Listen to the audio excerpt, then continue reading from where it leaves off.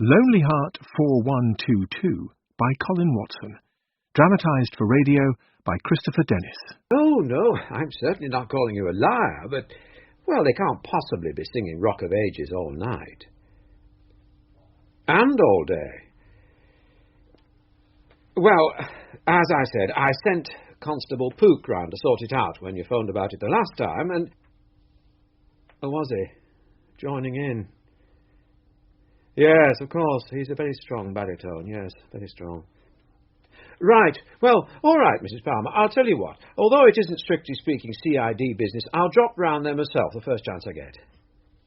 No, I can't say when that'll be, no. Yes, I can hear them. Yes, I am lucky I don't live next door to the mission. Well, first chance I get, I promise you. I'd better go now, Mrs. Palmer, I'm wanted. Well, it might be more important. No, I don't suppose it'll be a murder. That's not all that regular a thing in Flaxborough, but... Sorry to bother you, Inspector. Yes, I will. Promise. First chance. Goodbye now.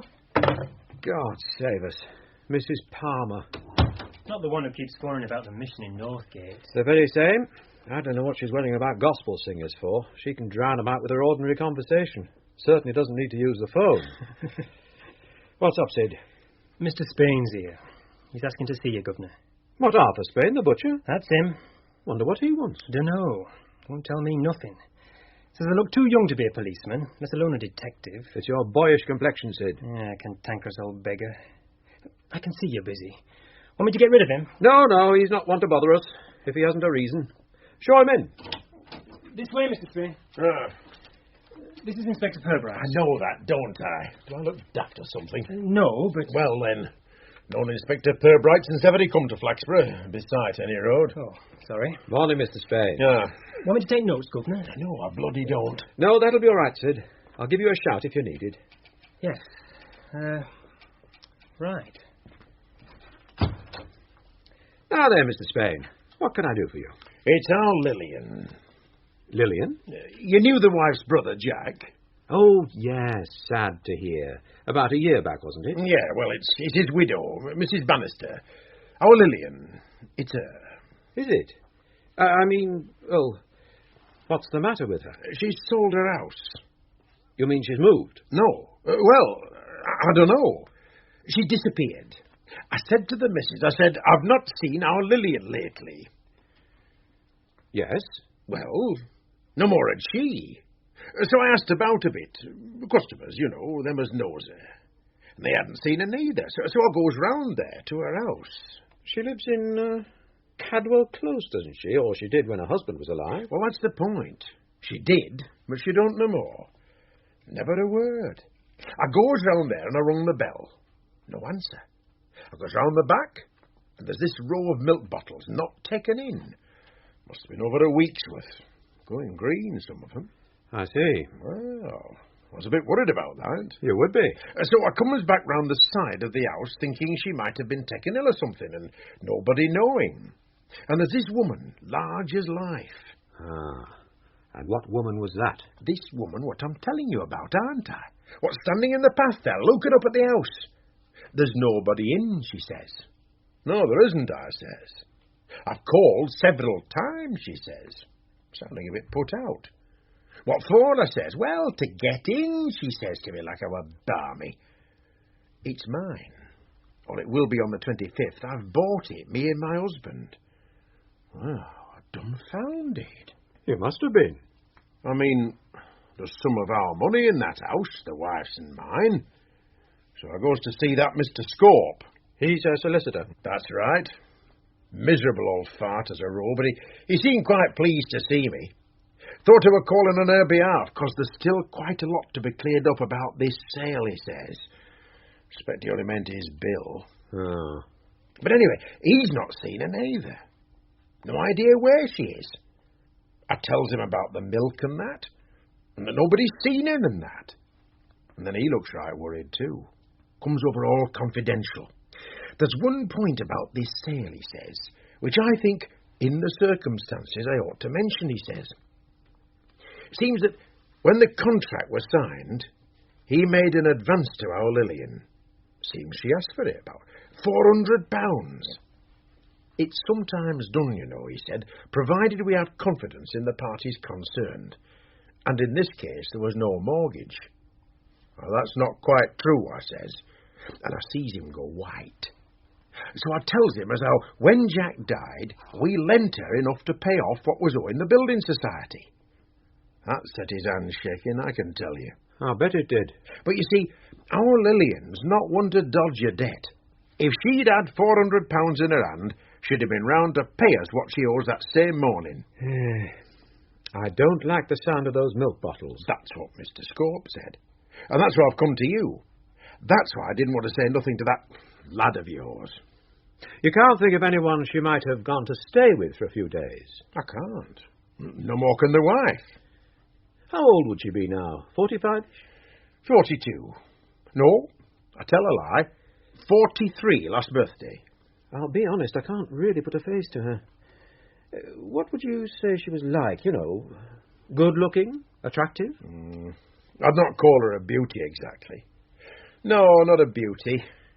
Quite nice, though. Quiet, but quite nice. You don't think Mrs. Bannister had any intention of marrying again? Oh, no.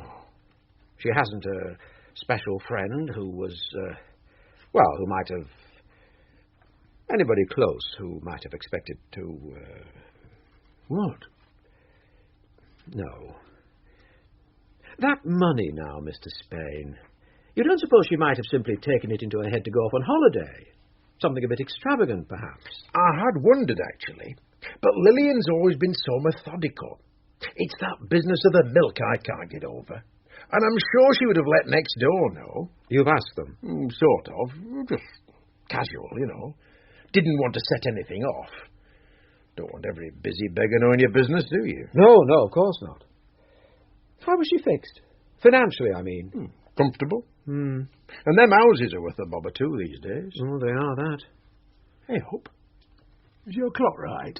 Well, you know what they say about policemen if you want to know the time. It's time I was up at the abattoir. Ah, well, mustn't keep you then. Perhaps we should just let it ride for a few days longer. She must know that she'll have to be back in time to prepare for the other people moving into the house.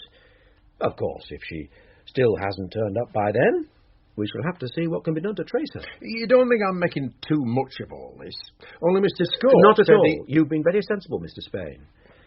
Now, if you do think of anything else, I'll be glad to hear from you straight away. Oh, and the photograph. That will be particularly helpful. Sid? Yes, Scope? Come in a minute, will you? Thank you, Mr. Spain. As I say, if you think of anything else, however small, just give us a ring. If I'm not here, Sergeant Love will take care of you. Bet you will at all. What's up then? Come inside, Sid.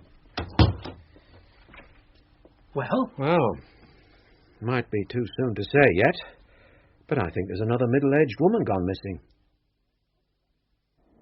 Honestly, Lucy, are you sure you're making the right decision? I mean, look at it. Miles and miles of nothing but flat, empty fields all the way to the horizon. And I've never seen the horizon look so far off. It's the countryside, Mortimer. That's what's known as the countryside. Doesn't look like this in the Cotswolds or in Devonshire. Of course it doesn't.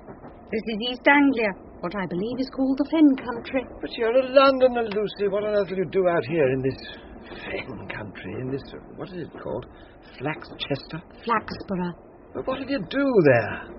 As I say, you're a Londoner, born and bred. You'll pine away. I feel ready for a change. For a withdrawal from familiar places and the familiar round. All of my past, or most of it, is in London after all. Exactly. And it's been rather on the point of catching up with me lately. I've always said that if one wants to preserve one's independence and interest in life, not to mention one's liberty, it doesn't do to be caught up with. Nonsense, you're as alert as ever. I'm not so sure. There have been one or two occasions in the past year when a lapse of memory, or should I say shrewdness, have put me, well, at a temporary disadvantage. In a way, I'm thankful for them. They are timely reminders of the dangers of complacency. But what will you do? I can assure you I shall not be idle. I think that in my particular line of business, advancing years can only be an advantage, lending as they do an air of respectability. Yes, I think that in my old age, I shall probably be more successful than ever, which may not be true in your case, of course. Oh, what's that supposed to mean? My dear Mortimer, I can't help feeling that youth is an asset to a professional correspondent. An asset which is sadly in decline in your case. Lucilla, teacher, I'm absolutely in my prime. That's how... Dear Mortimer, you know that I would never mean to be unkind to you. But I do think it's time you started to do as I am doing. Accept that nothing lasts forever and make contingency plans for the future. I shall certainly not bury myself in some little backwater like Flax Barton. Flaxborough, and it isn't a backwater. But as I said before, what will you do? You don't know anyone. Where will you live? I mean, anything might happen to a middle-aged woman all alone. I've always had to fend for myself, so that won't be any hardship. I am booked in at the Roebuck for the time being, until I find a place of my own. As to what I shall do, I shall start by buying the local newspaper and reading the personal columns from end to end. And then? And then I shall think of something. You can depend upon it. Ah, I think we're arriving. Would you help me down with my case, Mortimer, dear? It'll be very lonely in London without you, Lucy. Then you must come and see me often. You shall come and stay as soon as I'm settled.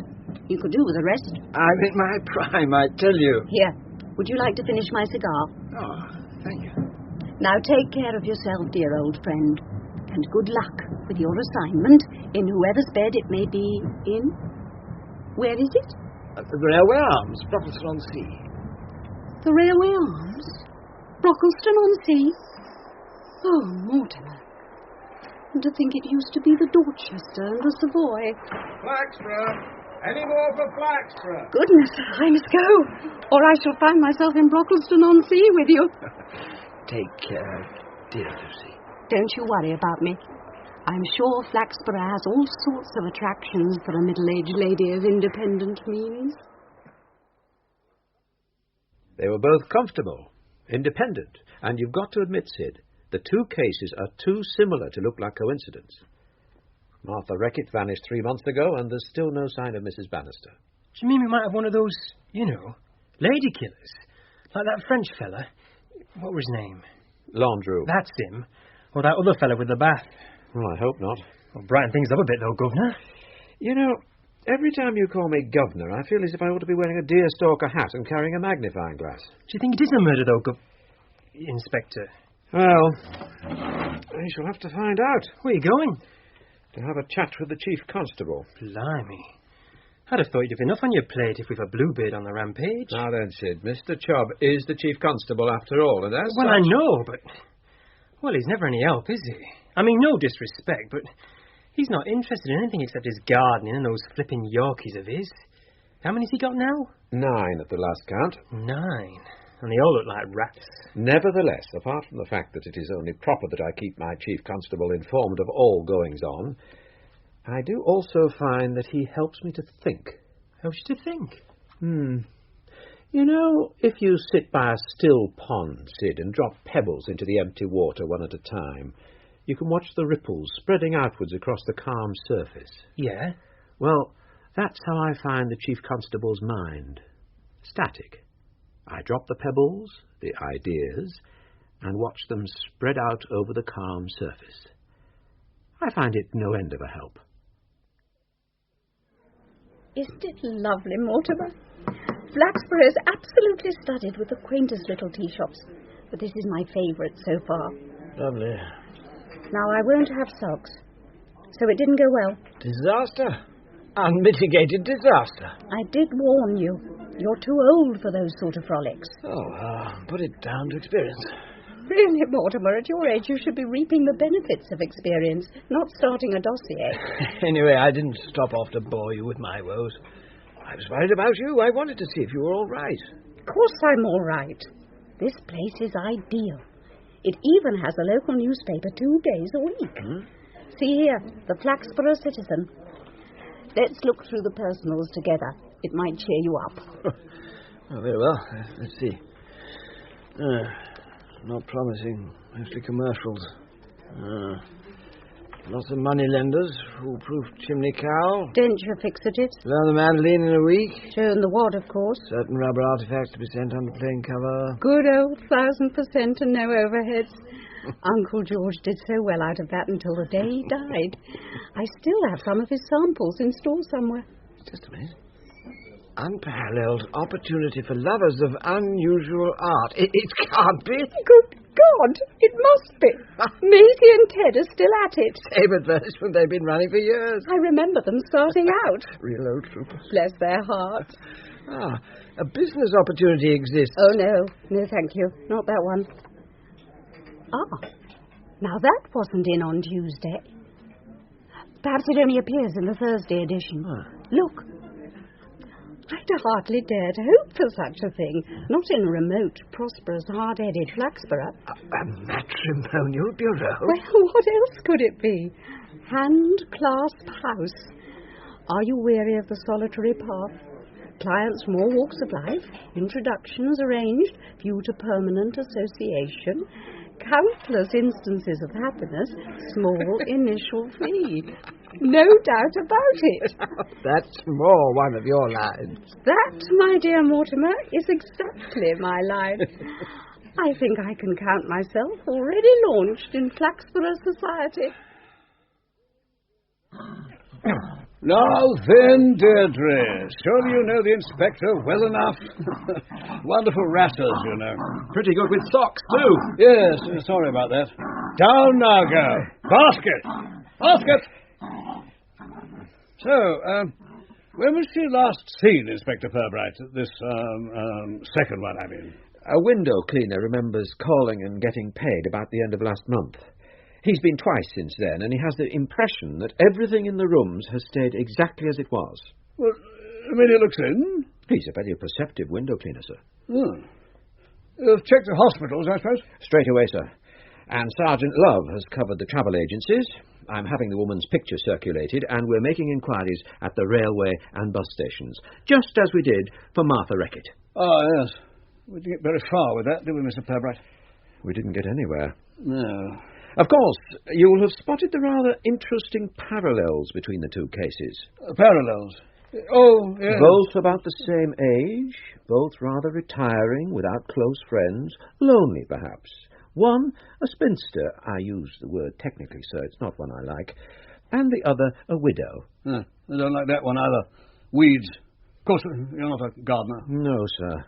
What I'm getting at, though, is that perhaps the most significant thing they had in common, apart from ready money, was availability. Oh, I don't know about that, Mr. Purbright. I would have thought them both pretty moral, from what you say. Martha especially. Her mother was a very decent soul. I meant matrimonially available. I'm with you, yes. Go on. A woman who keeps a reputation for respectability in Flaxborough for 40 years is not easily lured. Lured? I mean, she isn't going to run off with the first man who knocks on the door and tells her he wants her to do some modelling. She would need to be offered a solid proposition, however romantic the trimmings. Of course, you will say that lust seethes within the most maidenly bosom. Well, I don't think I... And you will be right.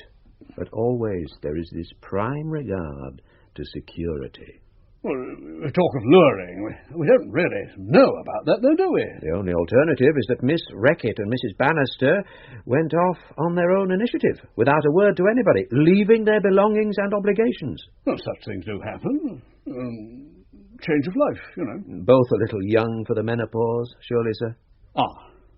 No, I agree with you. Really? Oh, yes. You said luring. Luring is the aspect we must concentrate on. The spontaneous departure theory will hardly work for two cases in the same town within so short a time. Oh, yes, hardly. And can we have another look at your point about both ladies being matrimonially available? Your point, surely, Mr. Purbright. Oh, well, perhaps not. I think we shall find that an offer of marriage has figured at some stage in each case. It's the only bait I can think of that would have worked in the circumstances. So they might now be married? Not unless they use false names. We did make appropriate inquiries, you know. Well, in that case, I don't see that these hypothetical proposals of marriage can be of much help to us, Mr. Purbright. This case is likely to have been made before witnesses. There could be written references to them. We know that neither of these women went out very much. Miss Reckitt's landlady said Martha was almost a recluse, and Mrs. Bannister certainly didn't share in any social whirls. It would be quite in character for a latter-day courtship to be conducted by correspondence. They both tend to be secretive, and a middle-aged woman will often derive quite a lot of excitement from letter writing. Look at some of our poison pen customers. Rather not, I think. Ow! Now then, Deirdre. You'll remember, sir. Just ignore her. She'll soon lose interest.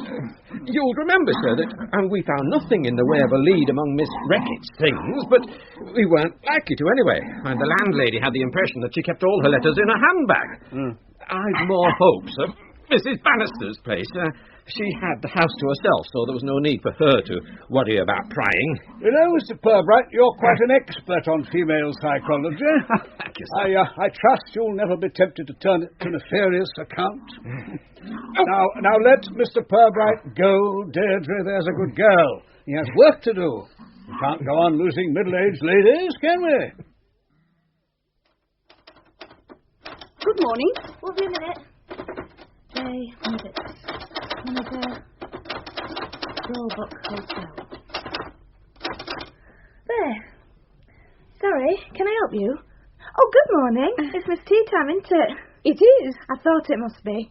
I've had a few days off. Wasn't here when you booked in, but you're the only lady staying here at the moment. I tremble to think what the others must be then. Pardon? Nothing.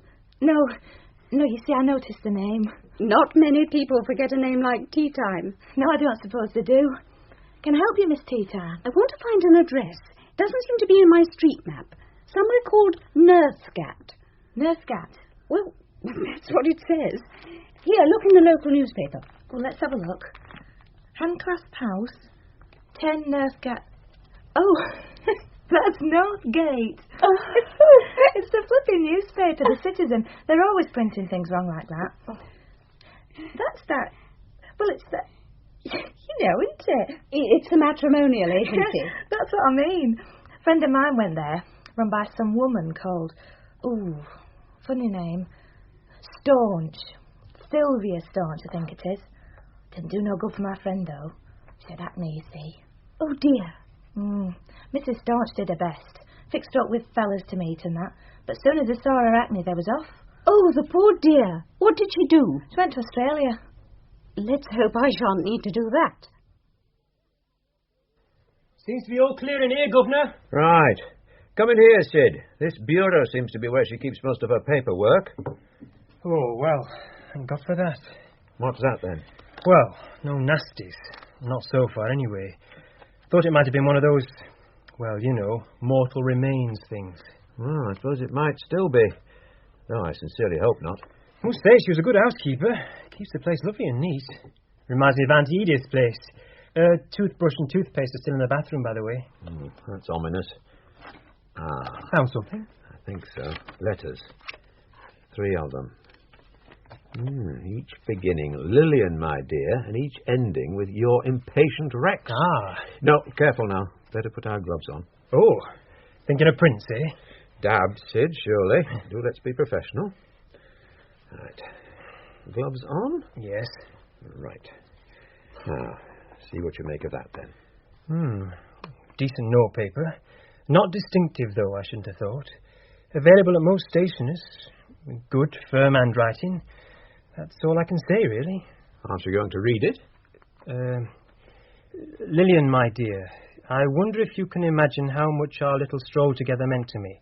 It is so true, all that about sermons in streams and books in trees and good in everything. At least I see it is true when you are with me. Isn't the country marvellous? What a lot I was missing up there in my big Mayfair flat. London from the sound of it. Brilliant. Go on. Now I do nothing but dream about our little cottage. I am seeing the agent again tomorrow, and I hope to have good news from my publisher before the end of the week. It is just this matter of the deposit that is a teeny bit awkward. What? Oh, I see what you mean. But do not worry, my true one. We cannot have a cloud in those clear eyes, can we? Until Tuesday, your impatient Rex. Bloody hell. Oh, you've spotted the misquotation. That sermons in streams bit. If Rex is an author, he'll have to do better than that. Our Florence has a dog called Rex. Does he write passionate letters to middle-aged ladies? Of course not. Oh, so we can eliminate him from our inquiries then. Well, only joking, Sid. Sorry. Now then, letter number 2. Lillian, my dear, I took a trip, or pilgrimage, should I say, to the church this morning. How right you are. What a noble edifice, and how fitting for vows until death. I think I must use the scene for my next novel. Thank you for lending me back those earlier letters. I was right, I think. They do contain some phrases that ought to be worked into the book. Ho, clever. How do you mean? Getting his letters back. Oh, yes. Cunning blighter. There's more. You see what inspiration you give me. And here's some good news. My publisher sent me a long telegram this morning begging me not to consider the offer from that big rival I told you about. He says he will personally send me £2,000. Oh. Think of that, Lillian, out of his own private fortune, if his other directors do not manage to raise the money before settling day, as they call it, on 'Change. You remember I told you about that. What a pity. Publishers are the slaves of the city these days. Art should be far above that sort of thing. Anyway, I tell you all this so that you can feel easier about the little investment in our happiness that you want to make. Ah. Quite so. You will see that I am right when I say that you have a business head upon those graceful shoulders.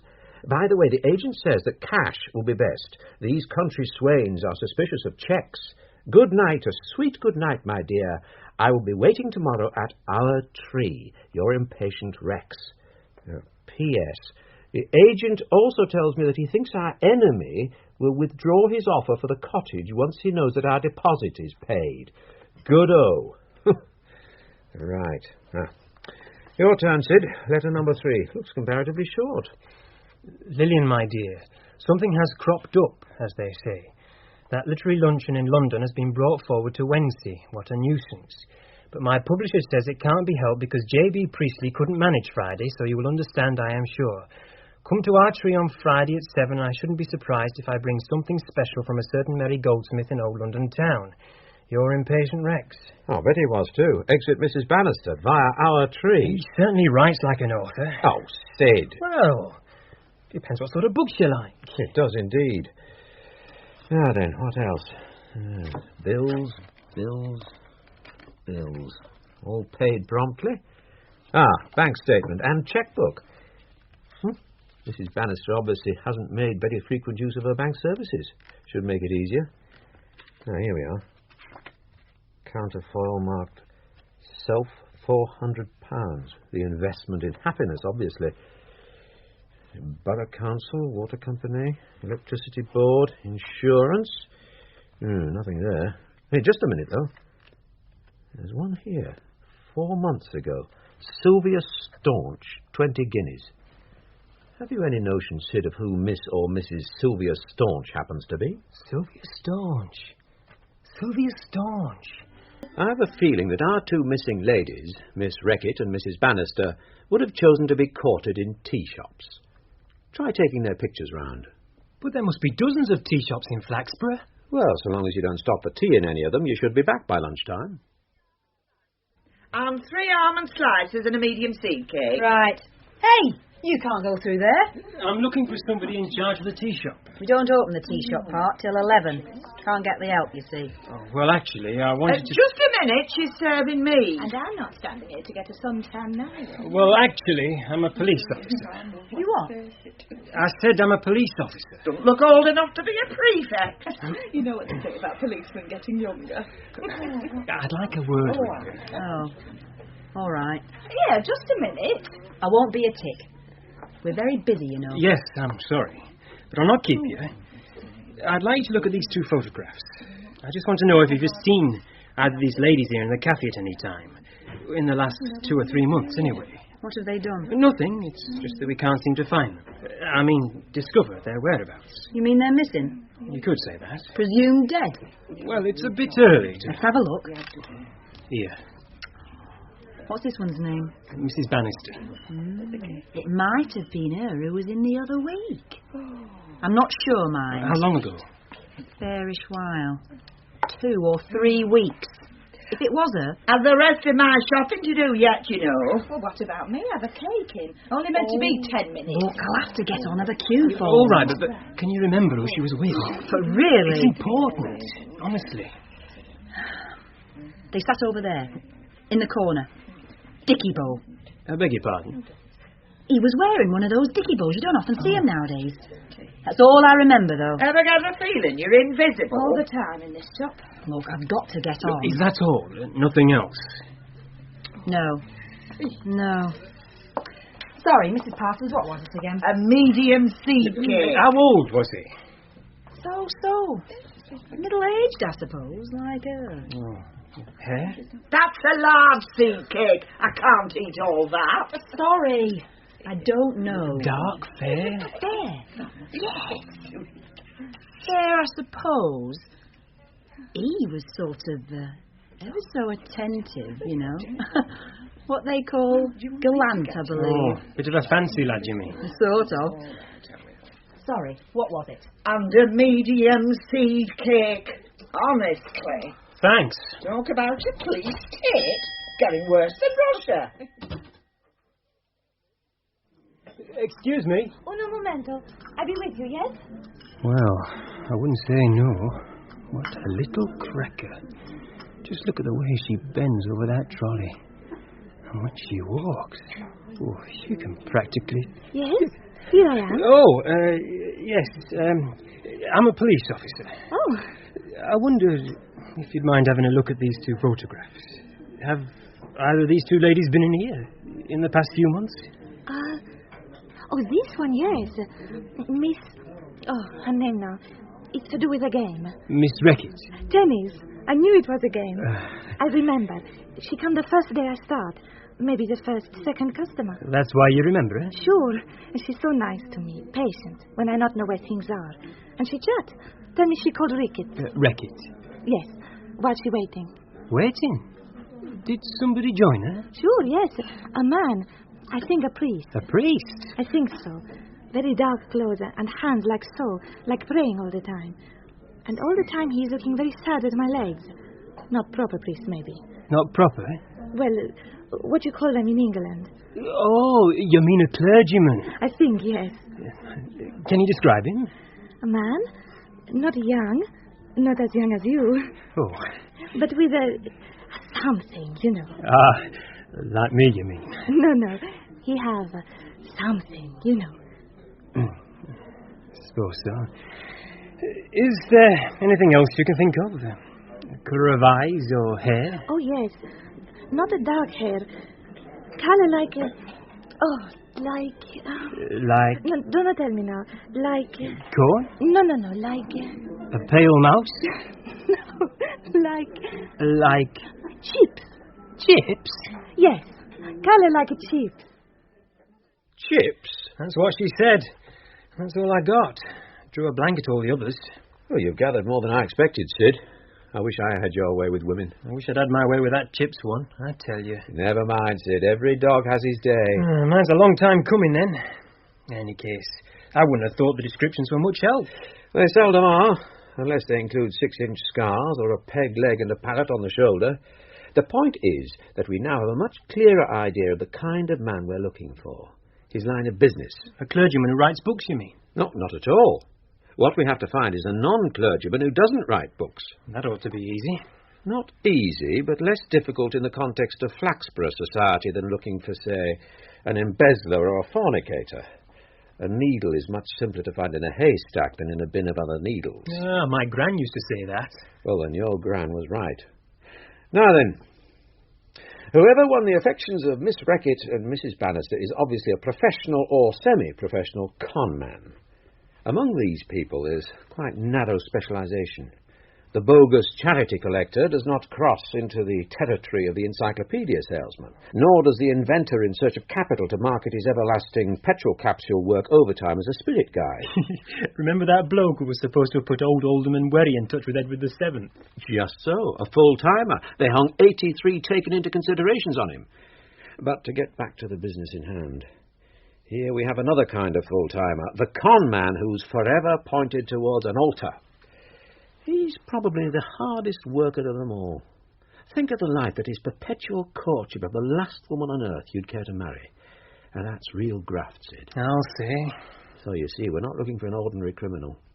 We seek a man who can pose convincingly as an author, probably as a clergyman, and possibly as other romantic things. It'd be interesting to know what he is at the moment. A surgeon? Aye, very likely. Plenty of tuck in his jacket sleeve to show off long, sensitive hands, and a sprinkle of Dettol behind the driving seat. What about a secret agent? Strictly for dim-witted shopgirls, I'd have thought. Our man's a cut above trading on the Bond syndrome. Clever, too. The way he covers his tracks by getting his letters back from Mrs. Bannister. Quite.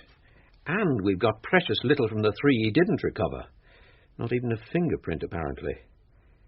I wonder how they corresponded between meetings. Without his having to give his address away, I mean. Through some sort of box number, maybe. Could have been the post office. Box number? Now, that cheque stub for £21, 20 guineas. Guineas! Fee! Client! Sid. Yeah? Isn't there one of those matrimonial agencies somewhere in the town? Ah. Well, is there? That name. What name? On the cheque. Staunch, that's it. She runs a marriage bureau thing. I'm sure she does. Somewhere in Northgate. One of those run-down Victorian buildings. It used to be the Liberal Club. Brilliant. I'll go over there now. I promised that Mrs. Palmer I'd pop over there first chance I got and have a word with Mr. Leaper about the hymn singing. I've never been to a marriage bureau. What do you think I ought to ask for? A catalogue? Be the least one could expect, I'd have thought, for 20 guineas.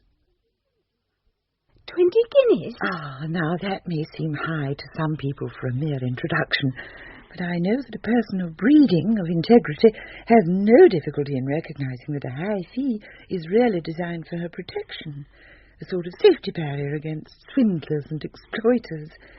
There are such people, you know. Are there really? Indeed there are. Now, tell me about yourself. Well, I've only just arrived in Flaxbury, you see, and I think it is altogether a charming little town. I really do. Of course, London has been my home for many years, but I have not been fully happy there. The big city can be a very lonely place. Indeed it can. And in recent years, London has become so intimidating somehow. The rushing about, the overcrowding. One simply has no time to stand and stare, as they say. Are you a Londoner by birth, Miss Tea time. Lucilla Tea time. Tea time. No.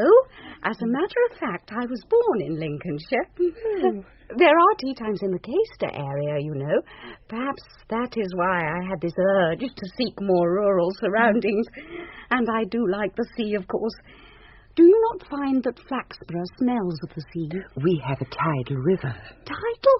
Oh, how nice. And there are the docks. I am very fond of docks. Not that I have ever been in one, you understand. No. So, now here you are in our little community, and you feel you would like someone to share in the adventure. Is that how it is? You could put it like that. A guide and a comforter true is perhaps what I need. I think you have the right idea, Miss Tea Time. I know how difficult it is to adapt to a new environment, and 2 heads are always better than one, are they not? Well, not on the same neck. As my uncle used to say. He was a bit of a card, the rector. Of course. I think it's only fair to tell you that by no means everyone who comes here is accepted as a client. We are very selective. We insist upon 2 qualifications, a good background and sincerity. Oh, here's a little form for you to fill in. Seems to be something we can't escape these days, doesn't it? Oh, dear, I'm terribly bad at forms.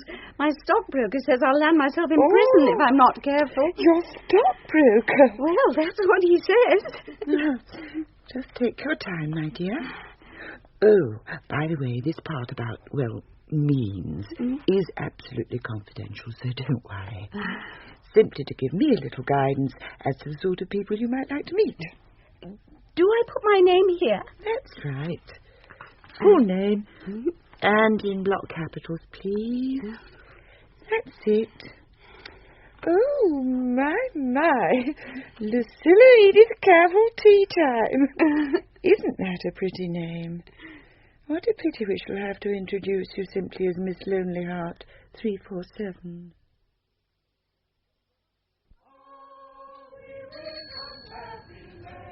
Morning, brother. The very person. Good afternoon, Mr. Leaper. Is it? So it must be. Time means nothing to the Lord. Neither, it seems, does noise. Off on your bicycle? Yes. I've got some calls to make. Your flock bang on without you then, do they? Never seem to leave the mission hall, seem to sing joyously day and night. Ah, they sing in there because they are saved. They have come in. But out there in the alleys and gutters are millions of sinners waiting to be saved. I think your neighbours are less worried about the ones who sit silently in gutters and alleyways than they are about those in the mission who praise the Lord so incessantly. And with tambourines. More complaints? I'm afraid so. Sister Palmer? Mrs. Palmer, yes. I don't think she'd respond well to being called sister. Well, I've tried everything to win her to our calling. Trouble is, some people just don't want to be saved. Some people just want peace and quiet. Surely your flock could enjoy a little silent prayer from time to time, perhaps even meditation, if, of course, such a thing is acceptable to your denomination. I will have words, Brother Purbright. There is an certain builder whom the Lord hath called unto our flock, who might be able to improve the soundproofing of the mission house. Well, verily, if he could bring that to pass, I could go on my way rejoicing, yea, 100-fold. Good day, Brother Purbright. Oh, one moment, Brother Leaper. Tell me, what contact do you have with the staff of, that is the, well, other clergymen? It would depend on whether or not they are saved. Oh, I thought all clergymen were saved. Good heavens, no. We live and learn. But if there were a strange clergyman in the town, a visitor perhaps, would you tend to know about it? To meet him, to go up and introduce yourself perhaps? Welcome him aboard? It would be for him to find me. He would know where I am. Ah. And now, Inspector, I really must return to my labours. Just one more thing, Mr. Leaper. I wonder if you can direct me. I'm looking for Handclasp House. I believe it's here in Northgate somewhere. The Marriage Bureau? But yes, I'm already married. I'm here in a professional capacity. Oh, yes. Sister Staunch. That is the building which now calls itself Handclasp House.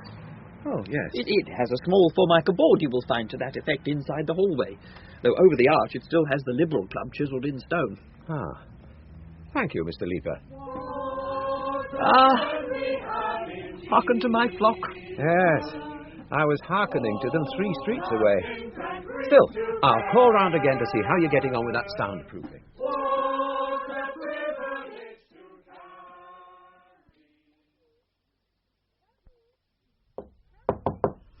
Come in. Oh, good afternoon. Ah, you must be Mrs. Staunch. Oh, do come in and sit down, Mr. Purbright. Welcome to Handclasp House, Mr. Purbright. I hope you'll soon feel perfectly at home and among friends. Perhaps I should say straight away, it's Detective Inspector Purbright. Ah, I presume then that you are not here to offer yourself as a client. Hardly. I confess I had thought not as you came in. You don't look married, and that is the surest sign that you have a wife and are well content with her. I shall tell Mrs. Purbright that. You are Mrs. Staunch, of course. Correct. I'd rather expected that it would be Mr. Staunch whom I would find. From the sign on the door, that is. I got the impression that it was ladies to the left to see you and gentlemen to the right to see Mr. Staunch. A slight deception of our trade, Inspector. I have a husband, but so far as the agency is concerned, Donald is a fiction. I interview all my clients myself. Your husband takes no part in the work, then? In this work? Heavens, no. He has far too much of his own as an architect. Architect? Well, architectural consultant, actually. Next time you want your cells rebuilding or whatever, send for Donald. He did a prison block once. It's your help rather than your husband's, for which I should be obliged at the moment, Mrs. Staunch. Of course. There are 2 women. Both of them live here in Flaxborough, or have done up to recently, whom we are rather anxious to trace. Now, one is a widow, the other is an unmarried woman. We think that they may have approached your agency probably within the last 6 months or so. You mean these women have disappeared? In effect, yes. You'd better give me their names. Mrs. Lillian Bannister. She's the widow, of course. And the other one's called Martha Reckitt. Now, yes, these are their photographs. Oh, you think about 6 months ago? In Mrs. Bannister's case, 4 exactly. Why, exactly? Well, that was the date on a cheque for 20 guineas which she made out to you. Oh, is it because of the cheque that you came to see me? Well, because of the counterfoil, actually. At the moment, we don't know that the cheque reached you. Oh, it did. Mrs. Bannister paid her registration fee and used the services of my agency for several weeks. I'm fairly sure that the other lady was a client as well. I'll have a look in my records in a moment. The trouble is that... Oh, well, tell me if I'm jumping too far ahead, Inspector, but I can see that you believe something has happened to these women, which leads you naturally to suppose some kind of criminal is responsible, which in turn gives you the idea that they may have met him, or them, through the agency. Am I right? I wouldn't quite... Well, you might as well be frank, Inspector. I certainly intend to be. All right. That's roughly the argument so far. Well, now, let me tell you something of how this sort of agency operates. I want you to see certain difficulties that probably hadn't occurred to you. In the first place, it's terribly important for people who come here to feel that the whole thing is strictly confidential. It is this that forces us to adopt certain forms of procedure that you might think, well, childish and melodramatic. My husband thinks it's awful. He calls it MI5 for the love lawn. Well, what he doesn't understand is that you have to sort of cage lonely people up before you can do anything for them. It's safety they really want. And that means secrecy. I understand that. Right. Someone comes along, Mrs. Bannister, say. I list as much as she'll tell me about herself. Age, hobbies, tastes, what she admires in a man. Financial means? If it seems relevant, yes. Anyway, all these things go down on the office record, and she's allocated a number. That number is her guarantee of remaining anonymous right up to the time when she herself decides to reveal her identity to the person she believes she can be happy with. I see. The next step is for me to prepare a selection from the gentleman's file of clients who seem likely in temperament, background, and so on, to match up with Mrs. Bannister. This is where you have to be a bit of a psychologist, of course. And one has to bear in mind that it's opposites that often prove to agree the best. Once I've let her have this selection, with numbers, not names, remember, it's up to her to write to any of them and suggest correspondence. All letters come to my office for redirection or to be collected just as clients prefer. So even I don't know who writes to whom. I see. Of course, Mrs. Bannister would have what you might call a double chance. In addition to being given that list of possibles, she would also have her number and details circulated to those of my gentlemen clients I considered might be interested in her. And if any proved to be so, their letters would reach her through the office here without her being put under any obligation. Oh, there seems to be quite a lot of work entailed. For you, I mean. It's tremendously worthwhile. It really is. I think I'm beginning to see the difficulties you mentioned. In relation to this inquiry of yours? Yes, the field's a good deal wider than I would like. In my uninstructed optimism, I thought in terms of single, specific introductions. I hoped for a name and address for my pains. No, life is not simple, Mr. Purbright. No, indeed, Mrs. Staunch. It takes all sorts, doesn't it? Well, let's see what can be done. Oh, provided you understand that anything I can tell you must be in the strictest confidence. Oh, of course. Baines, Borman, Bannister. There we are. And, Randall, Raymond, Reckitt. I thought they would both still be on file. They fill in these forms themselves, you see. Age, address, what they like doing, various little personal details. Any use? Miss Martha Elizabeth Reckitt. Respectable religious family, reasonably well provided for, means for setting up a home of my own if I could meet someone sincere and companionable. Very interested in welfare work, would love to live in the country. Parish affairs greatly appeal to me. I sometimes take a Sunday school class. tolerant on most matters, I could have no admiration for a man who drank. Do not condemn smoking, at least not pipe smoking. I've been told that I cook well and am reasonably good-looking. I enjoy good health, apart from a slight asthmatic tendency. Now, Mrs. Bannister. No mention of family, except I have just lost one of the best. Like television, plays especially, and keeping my home nice. I'm told that I have a nice figure and often think I would like to see it in a dance frock again if the chance offered, which I hope it might, even now. I love books and do lots of reading, as I'm a bit on the quiet side. My special ambition is to keep chickens. I would not hesitate to sell up my nice home for the sake of moving to a cottage in the country. What I like most in a man is attentiveness and a free and easy way, and education. I admire that very much. Tell me, Mrs. Staunch, isn't there a real possibility of people exploiting an agency like yours? I mean, here are two women who are obviously asking for trouble. Oh, you are thinking of what they've put down here about their means. Oh, certainly. No, but things like that are just for my guidance. They're absolutely confidential. But there's no guarantee that these women won't divulge details themselves once a correspondence gets started. That's true. They aren't children, though. Neither I nor anyone else can protect them forever. They wouldn't want me to. No, I suppose that sounds fair enough. As I understand it, you provided Miss Reckitt and Mrs. Bannister with a list each of gentlemen selected by you from your current clients as being potential matches for the ladies in question. Each list was, in effect, a set of descriptions, each description applying to a particular client and being accompanied by his code number. This number was the key to the man's name and address, known only to him and you. By the way, they're all three-figure numbers, aren't they? All three figures, that's right. Clever of you to spot that, Inspector. Even numbers for the gentlemen, odd ones for the ladies. Very well. What you didn't know and cannot now tell me is the identity of those clients who did in fact get in touch with Miss Reckitt and Mrs. Bannister. I'm afraid that is so. Then have you a record of the lists which Miss Reckitt and Mrs. Bannister received? You see what I'm after.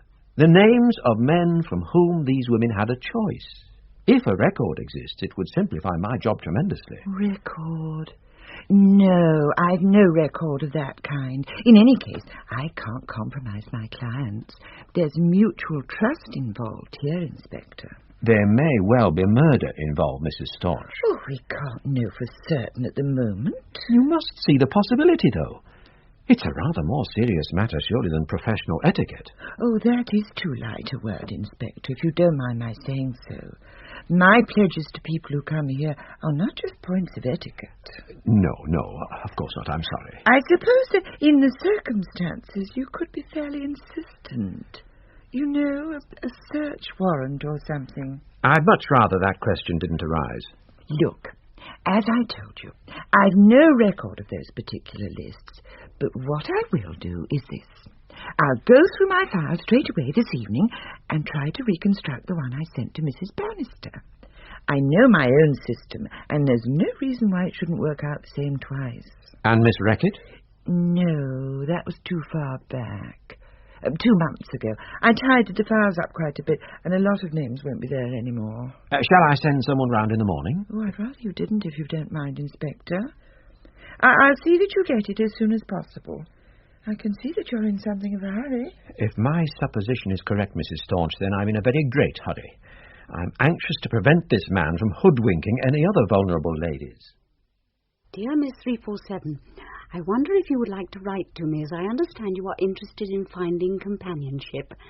I, too, am a solitary soul, and would be very glad to hear from another such. Our ages, it seems, are about the same, and I feel that we might have tastes in common. I believe that you are fond of the sea, and as I am a now-beached old salt, we may share many a yarn. As I am in the happy position of not having to worry about earning a living, though not exactly one of the idle rich, time does drag a bit, so you will understand how hopeful I am of hearing from you. Yours very sincerely, Lonelyheart 4122, RN, retired. Well, Lonelyheart 4122, you sound rather the man for me. Shiver me timbers if you don't. I think this calls for another large unwinder. Excuse me? Yes, Miss Teatime? I wonder if I might have another of those drinks you gave me. Whiskey, was it? It really has made me feel ever so much better. I can't think what came over me. My legs were positively shaking. Well, I'm glad you're feeling better, Miss Teatime. Oh, and I'll have another. Dear Lonelyheart 4122, I was so pleased to receive your letter this morning. It had been forwarded to me very promptly, and it gave me a nice feeling of being less of a stranger in my new surroundings. Now, what can I tell you about myself? I am unmarried, of course. There, that is one thing you can put yourself at ease about. And, like you, it seems, have no demands on my time. This can be rather a bore, of course, but I manage to keep myself occupied with walking. Nature is a never-failing source of delight, don't you agree? Also with trying my prentice hand at writing. Not much success so far, alas. And with dull, womanly things like needlework. Careful, Lucy. Mustn't overdo it. Perhaps I should mention one little weakness as well. I have a passion, quite damaging to my bank account, for haunting antique shops. Flaxborough has already captured me in this respect. Do you like old things? They are a great reassurance, I think, in this world of the tawdry and the second-rate. And, of course, if you will forgive me for sounding terribly unfeminine and practical, antiques are a marvellous investment. Anything else? Oh, yes. As you already know, I love the sea. Of course, I couldn't help noticing that you are a Navy man. But I must say nothing of my secret ambition, or you will think me silly and romantic and quite unrealistic. May God forgive you, Lucy Teatime. There now. Sincerely yours, Lonelyheart 347. Just time to catch the lunchtime post.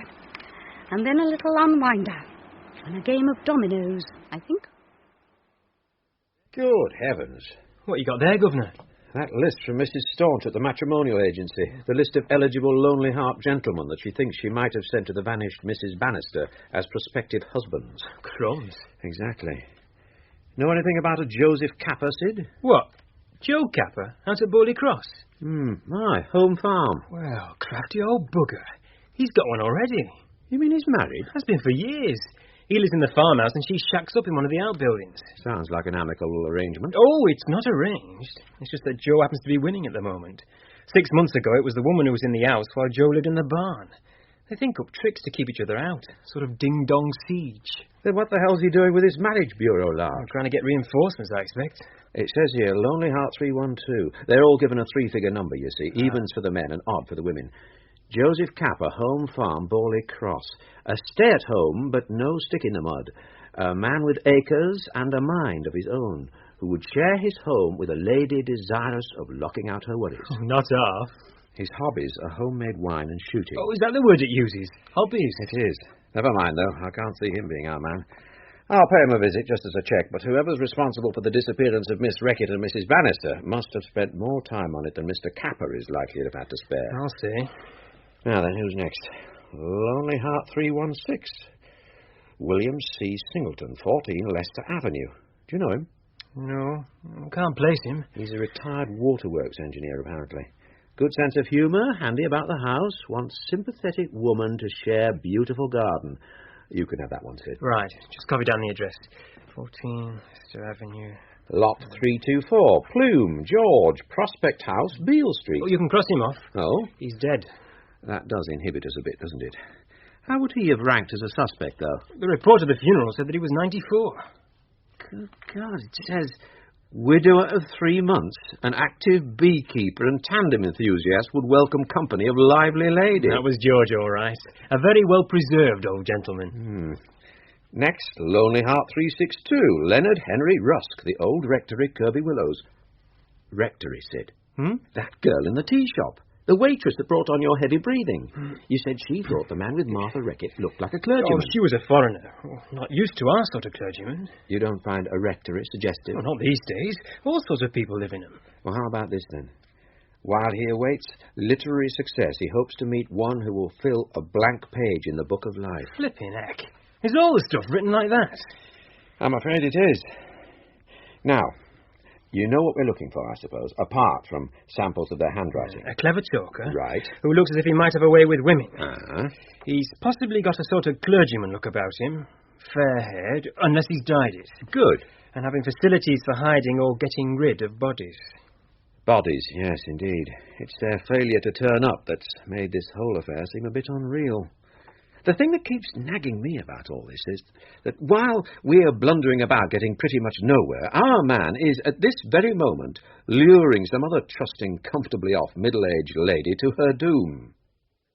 Oh, Miss Teatime? Yes, my dear? This letter came for you, second post. Oh, thank you so much. Is there anything you want? Well, now that you mention it, it is drawing on to lunchtime. I think a little aperitif might be in order. I'll get Phyllis to fetch you a sherry, shall I? Sweet or dry? Do you know, I think I'd like a little spirit.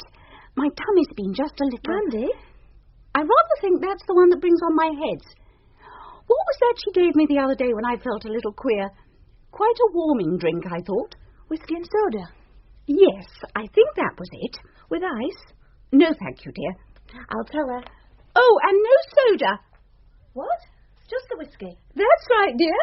Oh, and I make it a large one. A double, do they call it? Save her trudging backwards and forwards.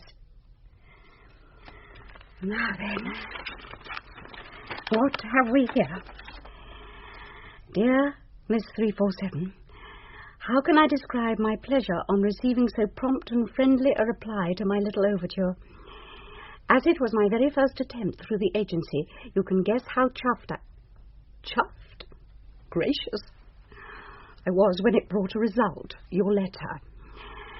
As I think I already told you, I am an old salt, though not all that old, I assure you.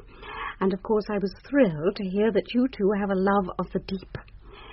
We must have talks about that when, as I am bold enough to hope, we meet. So you are a writer. I could tell that from your letter, of course. You make me quite envious. Old shipmates have Here you are, Miss Teatime. Enid said you wanted a double. Is that right? Oh, yes, thank you, dear. That'll do nicely. Lunch will be in 10 minutes. Oh, thank you, dear. Scrumptious. This seems to be my last cigar. You wouldn't fetch me another packet, would you? The little Dutch ones. No rush. Next time you're passing. Of course, Miss Teatime. Now then. Old shipmates have often told me that I ought to put my experiences into a book, but I never seem to have the time, which is a pity because a close friend of mine happens to be a very influential literary agent. He holds several publishers in the palm of his hand and simply cannot get enough manuscripts, especially, he tells me, by women authors. We must see what you have hidden away there, mustn't we? And antiques. There's another coincidence. Yes, isn't it? How I agree with what you say about this world of the tawdry and the second rate. Please tell me that we may meet. A word, and all will be arranged. So far, so jolly good. Hello? Anybody at home? Hello? Huh? Mr. Capper? What was him? I'd like to talk to you, please. Huh? Yes, well, do you think I might come in? It's a bit difficult standing out here yelling at you like this. Not convenient just now. I'm from the police.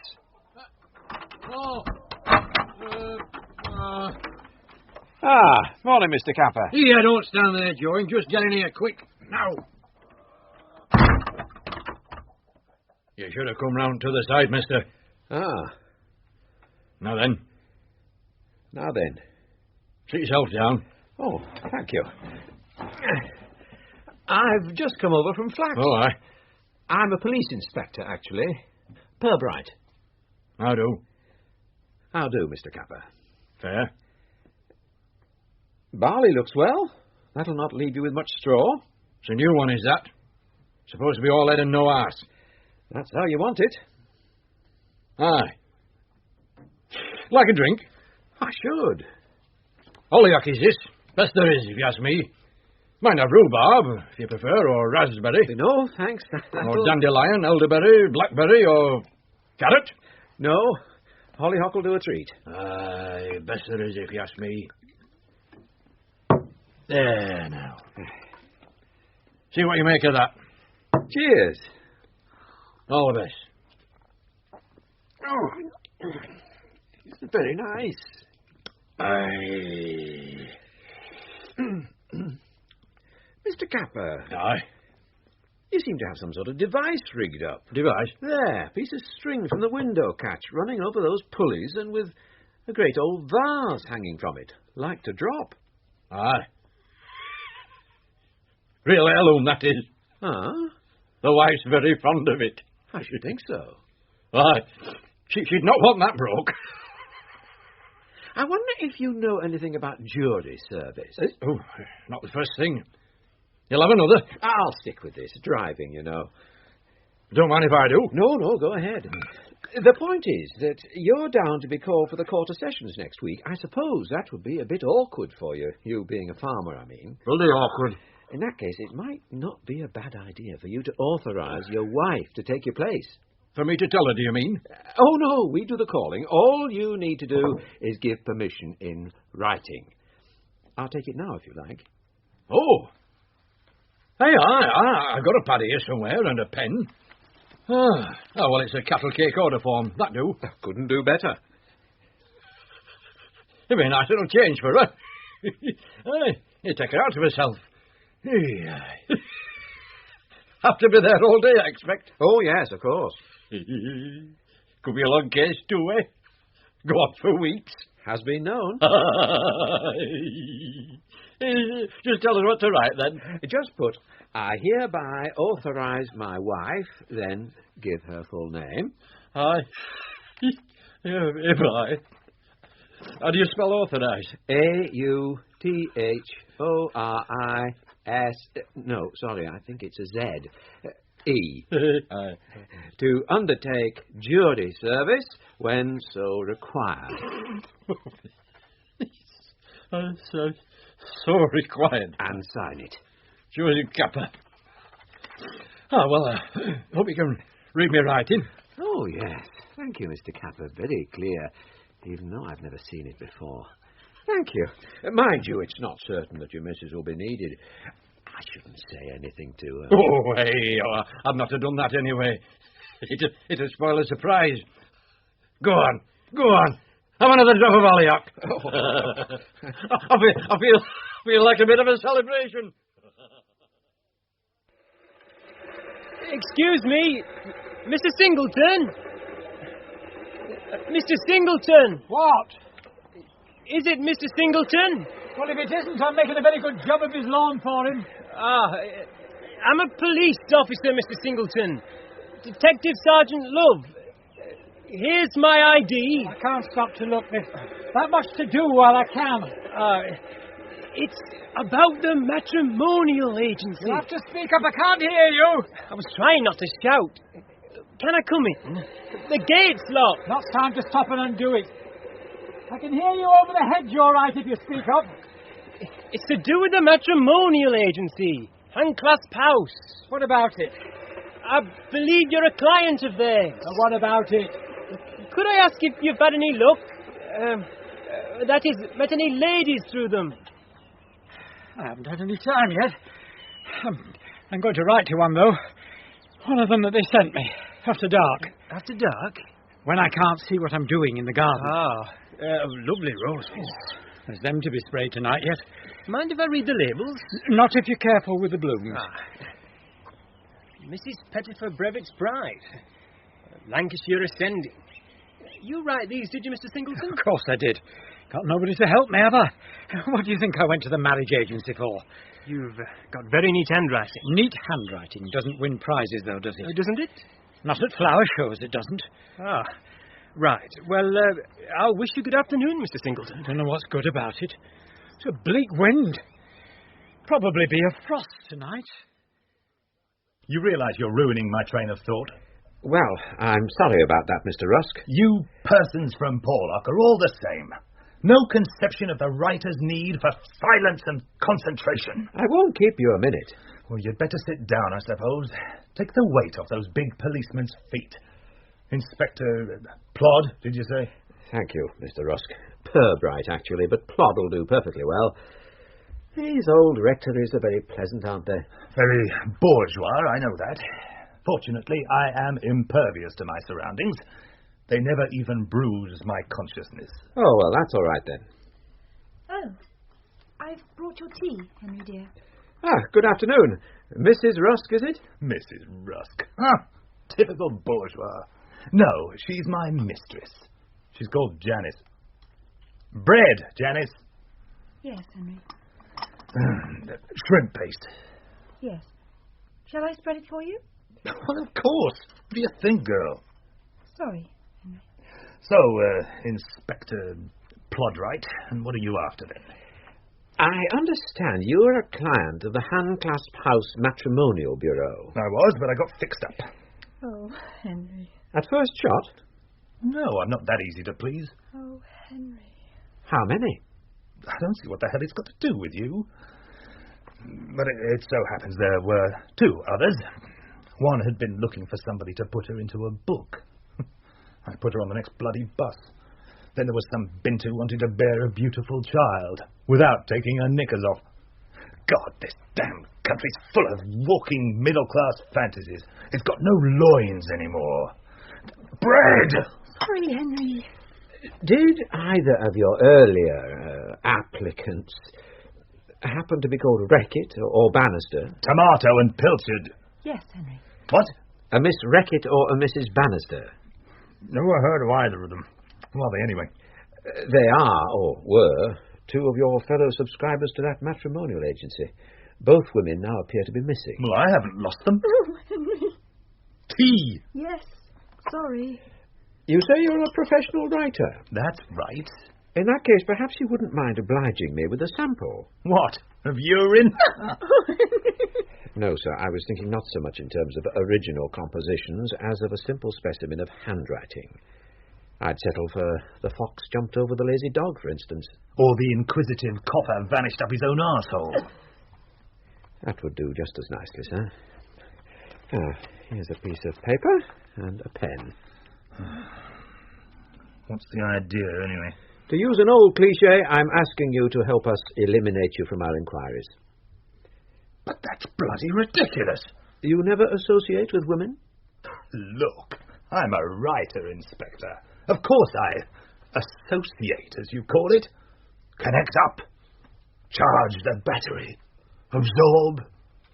I've got to feed my own parturition. Don't you see?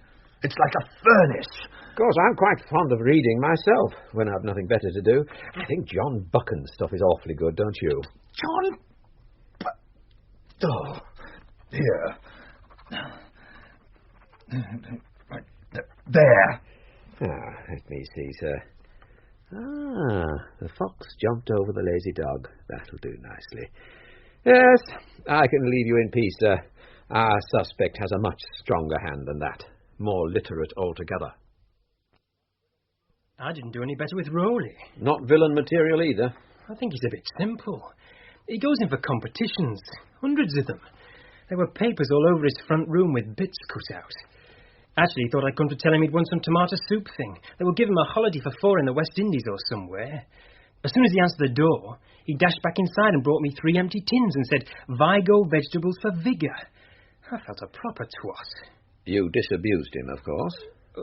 Well, not straight away, actually. I remembered what you'd said about being tactful. Tact should not be confused with mendacity, Sergeant. Mendacity? Telling lies. Oh, I didn't tell him any lies. I just said that I was very sorry, but I didn't seem able to put my hand on the why I always use Vigo soup slogan that he'd submitted. And could he let me have a copy? I see. Well, it did seem an opportunity for showing initiative. How did you know about the slogan? Well, I guessed. I see. So what did he give you? Here. I go with Vigo because Vigo soups are the stuff for the troops. I do hope that your entry was a bit better than that. Well, I shall have to see Mrs. Staunch again. I don't know how many clients she has, but it looks as though we shall just have to work through the lot. I had a terrible thought in Leicester Avenue, Governor. Steady. Yeah, well, you said there are records of all these people like Mrs. Bannister and so on in the office there. I don't expect the place is all that difficult to get into. Suppose somebody broke in and jotted down a few names and then wrote to them afterwards. I mean, he wouldn't need to become a customer himself, would he? That is a terrible thought, Sid. Instead of a few dozen suspects nicely docketed with addresses provided, we now have the entire male population to choose from. Oh, sorry, Governor. Oh, Sid. You look like a man who's flicked away a cherry stone and derailed an express train. It's a brilliant idea. Oh, it may be simpler to go about things in a different way. If we stop chasing round after the hunter and keep watch on the quarry instead, we'll probably stand a much better chance of nabbing him. You think he'll have another go, then? Unless he's moved on, yes. There invariably enters an element of habit into these things, Sid, and it isn't as if the profits so far have justified retirement. Purbright? Righto, put her through. Talk of the devil, Mrs. Staunch. Oh. Hello, Mrs. Staunch. How can I help you? Oh. When? Right. Yes. Now, straight away. Now, don't touch anything. Leave everything just as it is. I'll be over straight away. Come on, Sid. Where are we going? Handclasp House Matrimonial Agency. I reckon you must be a flipping clairvoyant. Somebody's broken in. It's been burgled. Oh, it's so upsetting, Inspector. Oh, being burgled always is, Mrs. Staunch. Still, as far as you're aware, nothing's missing. Not as far as I can see.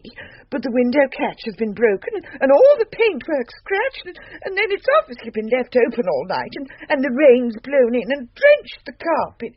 Look, it's just saturated. Oh, very distressing. I feel sort of, violated. Yes. Never nice to think that some stranger's been going through your things. Now, Mrs. Staunch, if you'll excuse us, we'll just get on with our jobs and find out what we can. Fingerprints and so forth. Take some photographs. But I have to go out. I don't open on Thursdays. I came in to forward any mail. Well, you can leave us here and not worry, Mrs. Staunch. We are the police, after all. But everything here is confidential. Not to the burglar, it isn't. Oh, dear. Don't worry, Mrs. Staunch. We shan't be going through the files. You have my word as a gentleman. Just conducting an investigation into the burglary. Oh, very well. I suppose I can trust you. Very kind of you to say so. Late already. That's all right. We'll lock everything up. Oh, very well. Goodbye, Inspector Purbright. Sergeant. Ma'am? Oh, dear. Right, Sid. Let's get those files out. But you said... I don't care what I said. At her age, she should know better than to trust a gentleman. What was that you said about mendacity? I want to know what ladies are in those files and potentially at risk. If this blighter has murdered the other two and made off with their money, we've got to stop him getting a hat-trick. Now, these are the ladies' files. Not that many. No. Only about a dozen. Less than I thought. Half each, right? What are we looking for? Oh, just the recent ones. Last 6 months. And look especially under means. Ah, right. Now then, means. This one says, I've always managed very well on the old age pension. Right, she's out then. Here's one. Rose Prentice, 58, divorcee. Describes her occupation as stock breeding and farm management. Hobbies, riding, shooting and dog showing. Probably a friend of the Chief Constable. Personal appearance. Just said she's got a good seat. She's crossed out means altogether. Probably means she's got land and he's going to hold on to it. The quality she looks for in a man would have to be strong, energetic, used to stud work and willing to muck out. No. Don't think she's the disappearing sort, really. I think I've got it, Gun. What's that, then? This one. The last one, as it happens. Lucilla Edith Cabell Tea Time. Cripes, what a name. No wonder she wants to change it. Go on. Well, she's certainly got the means. Stockbroker, everything. She sounds a right featherbrain. I love communing with nature and absolutely anything to do with the sea. Whew, dead cert for our men, I'd say. Expect he'll be a retired sea captain for this one. Lucilla Edith Cavell tea time. Oh, Lord. At least it's memorable. That should help you a bit, Sid. Me? Yes, you are hereby assigned to her. Now, let's have a look. Admits to about 50. Staying at the Roebuck, so Jim Maddox might be a help to you. Oh, and there's that Totty who used to fancy you, the one in the tap. Phyllis Blow. Oh, I don't know her name, but once seen, never forgotten. Anyway, how you get in tow of Miss Teatime in the first place is up to you. What I want is a report of where she goes and, more important, whom she meets. Do you think you can do that? Oh, I don't see why not. She can't trot round much if she's all that old. What do you mean, all that old? You said she was 50. That doesn't mean she's deaf with failing eyesight. I'm asking you to follow this lady unobtrusively, not like a porter in a geriatric ward. She'll not spot me. But why do we have to follow her? Can't you sort of confide in her and get her to let us know what happens? I mean, it would save a lot of duplication. She's probably a pretty timid soul, remember.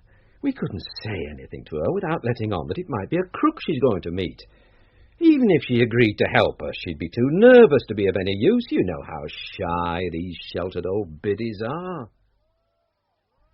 Whoa! My game again, I think. Here, I thought you said you never played dominoes before. I said I'd never played dominoes with you before. Well, bugger me. I've never seen the like, and that's a fact. Bloody Olympic standard. You're a girl and a half, Miss Teatime. Oh, Lucy, please. Well, then, you're a girl and a half, Lucy. That's another large one you owe me. Fall to me, lad. My pleasure. Another large scotch for my friend Lucy here, if you please, Fred. Time, lady and gentlemen, please. It is always like time. It's 3 o'clock. Old crusty crutch. It's for my fruit, for Lucy. Oh, well, as it's for you, Miss Teatime, 1 large scotch with Walter there. But I shall thank you all to be drunk up in 10 minutes, please. He's mean with his bloody minutes, his old friend. My considered opinion of old Fred is that he would twist the skin off a part. One of my guests. Well, of course, that'd be the layman's term, Mr. Maddox. It's what we call keeping under surveillance. Orders of Inspector Purbright. Well, I appreciate you're only doing your duty, Sergeant. Always happy to help the boys in blue. Oh, this will be strictly a plain clothes exercise, obviously. Of course, I shall be happy to assist in any way I can. I mean, your Chief Constable's a very good customer of mine. What with bringing all his committees here, the Yorkshire Terrier fanciers, not to mention the Rotary. I do hope, however, that Miss Teatime isn't, not in any way, that she hasn't committed... No. What with her having run up quite a bill. I mean, she seems such a very respectable lady. I'm sure she is. Well, it's so easy to be deceived in people. One minute they're putting half a crown into the blind stocking in the cocktail bar, and the next they might be burning lavatory seats in the bedroom grate. Is she about, by the way, Miss Teatime? Could I have a discreet look at her? She's out at the moment. Goes out every morning and every afternoon. Very fond of walking. But if you'd like to come back, come to the dining room just before 7. She always comes in for her dinner at 7 on the dot. I'll point her out to you. Right. See you at 7. And, Sergeant... yes? Mum's the word, eh? That's right. I'll not cut you down. 7 then. You don't have to worry, you know. My lips are sealed. Are you ready to order yet? No. Not yet. No. Oh, you're taking long enough to make your mind up. It's not a sitting room, you know. It's a flipping dining room for eating in. Well, I'm going to. It's just that... Well, I mean, if you just want to sit and dine out, you can go outside and do it in park. It's not raining. Look, I'm just... It's all right, Maisie. I'll see to the gentleman. Off you go. Oh, suit yourself. Now then, sir. That's her. Just come in. Sitting down at table 7. Right. Got her, have you? Lady in blue.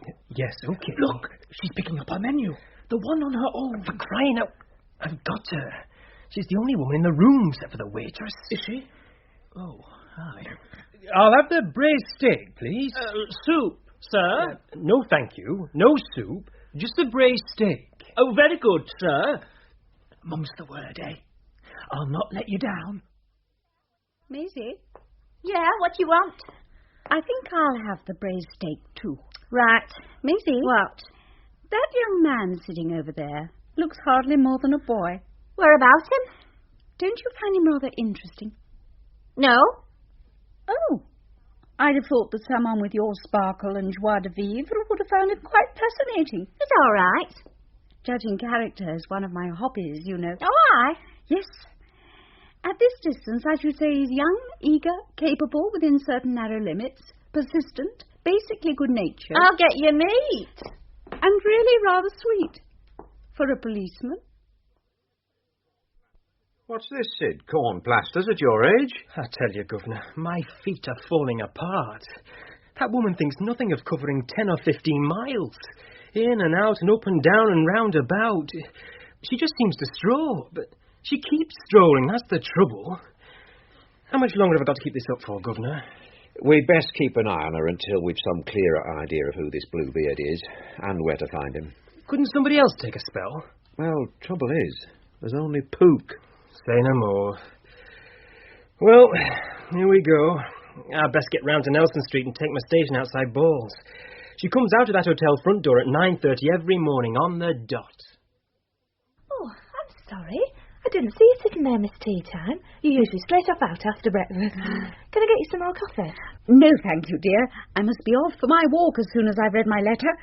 I wonder if you'd mind doing something for me. Of course, Miss Tea Time. I wonder if you'd just have a look outside the hotel, just across the street there, by the department store. Yeah? Just to see if there's a man standing there.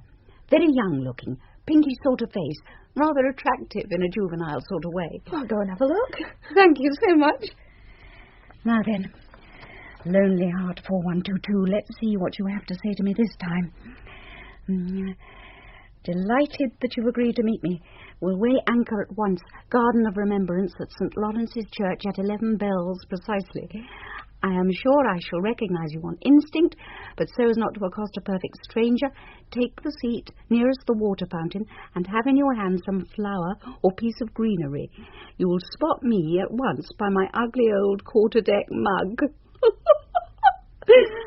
Can't wait to hear about your secret ambition. Must close. Have to board a train for the big city. Time-tied directors' meetings, etc. Yours impatiently. 4122. P.S. It's Jack to my friends. Directors' meetings, eh? Miss Tea Time? Yes, dear. You were quite right. There is a young man outside Bowles, just as you described. Seems to be waiting for somebody. Thank you, dear. Tell me, is there a back way out? Oh, yes. Through the kitchen. Thank you very much. That'll make a nice change. Not at all. Yes. I think I shall go without my chaperone today. Ahoy there! Oh, are you Lonelyheart 4122? Jack Trelawney, at your service. How do you do, Mr. Trelawney? And now, Miss 347. How am I to call you? 3 for short? I'm afraid that introductions have never been the happiest moments of my life. You see, my name happens to be Tea Time. Oh. It really does. Tea Time? Well. But how refreshingly different. I like it. I really do. And your first name? Lucy. Lucilla, actually, but I think that's a bit gothic. Oh, Lucy will do very nicely indeed. Lucy Tea Time, yes. Before we go any further, I must make a note of your address. I put up at the Roebuck Hotel. Jolly nice berth. What about your own home, though? Your proper home? I suppose I haven't one, really. The house was so huge that it seemed pointless to hang on to it when Father passed away. I mean to say, imagine me trying to keep 27 bedrooms aired. All those warming pans. Yes, indeed. Anyway, with the sort of ridiculous prices people are absolutely fighting to pay for Elizabethan manor houses in Berkshire, it seemed foolish not to turn it to good account. You sold it then? It's going through. Who wants 9 bathrooms anyway? Oh, I'd rather have 9 bean rows and a hive for the honey bee. Yates! Do you live in the country, Mr. Trelawney? More or less. Actually, I'm rather a bird of passage at the moment, like you. My lonely hammock is slung temporarily in the billet of an old shipmate, who, as we speak, should be heaving to in Frisco Bay. Goodness! I mean, I see.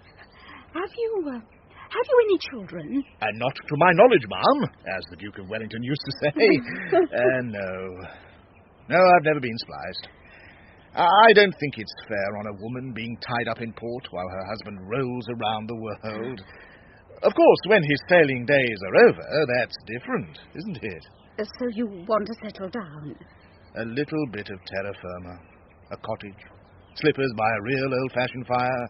Oh, they sound sentimental, I suppose, but you'd be surprised how often they come to mind when you're rounding the bight or keeping your eyes skinned for bergs away off Iceland or somewhere. Oh, I'm sure they do. But you don't want to listen to my little romantic fancies. Tell me something about yourself. I'm not sure I can tell you, really. My life has been quite uneventful, rather too sheltered, if anything. You know, this is quite a breakaway for me. Poor father's accountant. Well, he's mine now, I suppose. He was most disapproving when I said I was going to leave everything to him for a while and take a little look round. I had to promise him that I would only draw on my personal account while I was away. And I shan't get into much trouble on that, believe me. Not while you've me to keep an eye on you. Now then, how about some chow? Oh, chow would be most acceptable. I'm ever so sorry, Governor. I didn't mean to lose her. Can't think how she got onto me. There isn't much you could have done about it, as far as I can see. One doesn't expect ladies of gentle breeding to go nipping out through kitchens. I can't watch both sides at once. Hardly. You could put someone else to watch the back. The trouble is, as I said before, there's only Pook to spare. Well, you could put him at the back. As a kind of stopper, I mean. If he looked really obviously a policeman... Which he does. She might think he was the only one, and nip back again to the front. So to speak. Well, we can but try. Mind you, there's one bit of encouragement to be drawn. She must have had some good reason to dodge you on this particular occasion. It does rather look as if somebody's taken the bait. Don't come onto the platform with me, my dear Lucy. Draughty places, forlorn. Don't want to spoil a perfect day. It has been a perfect day, thank you, Jack. I really can't think when I've enjoyed myself so much. And we'll meet again tomorrow, same place, same time. Oh, yes, please. If it's not too dreary for you. Dreary? Good night, Lucy Tea Time. You've brought joy to the heart of this old tar. Oh, Jack! Oh, God. The lady's asking if she can see someone about that Miss Reckitt. Will you have a word with her, sir? Sure, in, will you? Come in. Thank you, Pook. Good afternoon. Good afternoon. Mrs... my name is Huddleston. Miss Huddleston. Won't you sit down? Thank you. There was something in the paper about a friend. I thought you might tell me what they think is... I mean, it's something about being missing. Is that right? You're a friend of Miss Reckitt, are you, Miss Huddleston? That's right. Yes, I've known her for years. And you live here in Flaxborough? No, Derby. But I saw about her in the paper. And you're anxious? Well, of course, I didn't know what to think when I got the cutting in my handbag. Yes, here it is. Thank you. You see, Martha and I don't get together very often nowadays, not like we used to. But we do write to each other every now and then and keep each other up to date with the news. She tells me everything that's been going on. Well, as I say, we're ever such old friends, so that's only natural. But the very last letter she wrote... when was that? Oh, a couple of months ago, I should think. I've got that in here somewhere as well. It isn't dated, actually. January, perhaps. Anyway, as I was saying, this last letter of hers... here it is. It's quite a surprise, knowing Martha, I mean. You see, she'd met this man. Wait a minute. Yes, Giles, something or other. She doesn't give his other name, and she's actually talking about marrying him. That surprised you? Certainly it did. I mean, I hadn't any inkling that Martha had any ideas in that line. There's just one thing that doesn't surprise me. He's a clergyman, apparently. Martha was always dead soft on curates. Does she say where this man's church was supposed to be? No. I'll let you read this in a minute, but there's nothing in it about that. I ask because inquiries do happen to have been made of the local church authorities, and there's no unmarried clergyman in any of the parishes round about who admits even to having heard of Miss Reckitt. Oh. So you've been taking this disappearance business seriously, then? Very seriously, Miss Huddleston, I assure you. Oh, dear. Well, you'd better see if there's anything there that'll help. I warn you, some of it's a bit sick-making. Oh, no, that's very wrong of me. It's just that she's never written that sort of thing before. Oh, poor Martha. Mostly just pleasantries. Ah, yes. And now I must reveal my great secret. If you were here, of course, you would see it for yourself, or rather the shining outward evidence of it. 5 little diamonds all in a row, and on the 3rd finger of this very hand, lying beside the paper as I write. What do they spell, these 5 pretty stones? G-I-L-E-S. You see what I mean? Oh, Elsie, he is such an admirable figure of a man, and he has shown me the quite breathtaking little cottage that he plans to be ours. From a distance, it is not yet unoccupied. And guess where it is, Elsie? No, I am not going to tell you. Oh. Suppose I were just to say, catch a crab. Where would you think of? Talking of the cottage, how glub. Oh, here, let me. I'm used to her writing. It is a bit, ornate. How glad I am now not to have touched any of Uncle Dan's money that time when I had a fancy for a car. If we had to wait for the grant that has been approved by the church commissioners, I am sure somebody else would beat us to such a wonderful snip, as Giles calls it, most unclerically, I'm afraid. Now I must close, as I have an important appointment with a certain gentleman, your ever-affectionate friend, Martha. Not much use, is it? Rather less illuminating than I could have wished. There are 1 or 2 interesting points, though. This cottage, now. Well, she doesn't say where it is. No, she's offered you a clue. Oh, that's typical of Martha. She loves making mysteries of things. But this one is decidedly odd. Catch a crab. Does it mean anything to you? No, I'm afraid not. It sounds rather like something to do with rowing. You know, boats.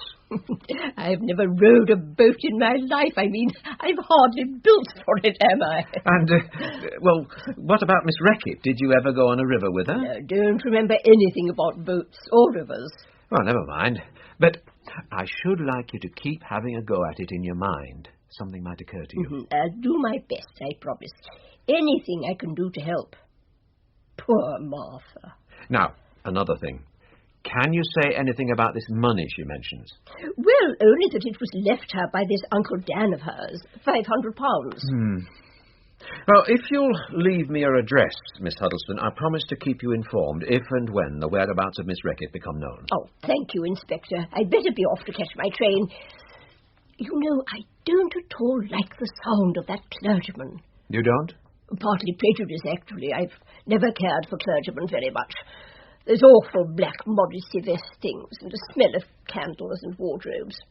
But Martha was soppy about them.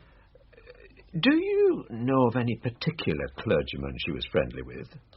Well, there is one, but I'm not sure if he counts as a proper clergyman. They do know each other.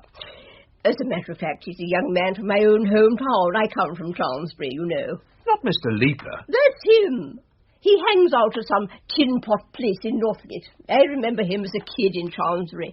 Queer lad with a nose like a carrot. The Reverend Leaper. I wouldn't place too much reliance on anything Len says, mind. That is, if you were thinking of... No, I was merely wondering whether there might be some connection. His proximity to Handclasp House. Pardon? Nothing really. We're still very much at the exploratory stage, I'm afraid. Is this Giles person you want to be looking for, and that's for certain? You may well be right. Oh, dear. Well, nothing else I can do at the moment. Poor Martha. Goodbye, Miss Huddleston. You'll not forget now about catching crabs, will you? I'll keep thinking about it. Lucy! Here I am. I'm not late, am I? No, I arrived a little early today. Business before pleasure. The sooner I can get done with people like bank managers, the brighter the rest of the day looks. They are a bit of a bore. Not that it matters very much to me. I never seem to need large sums, so I'm quite happy to leave everything tied up in securities, whatever they are. And do you really not know anything about them? Only that I can't get at them without a fearful amount of bother. A trip to London, for one thing. I have to sign things in person on the spot, and then there's always a tiny glass of Madeira afterwards, and everybody's referred to as Mr. James or Mr. Charles. Oh, you've no idea. Oh, but I have, my dear. One of my own companies is just like that. And would you believe it? Nobody can cash a single share without filling in a special requisition, which has to be signed by a clerk in holy orders, the headmaster of Eton, and the editor of the Times. Marvellous. Do they call him the headmaster? Pardon? Nothing. How about a stroll by the river to work up an appetite, What a lovely idea. What do you mean? You both lost her? It wasn't me who lost her. But I thought it was your job to follow her. She went out the wrong way again. Oh, that's right. Straight at me.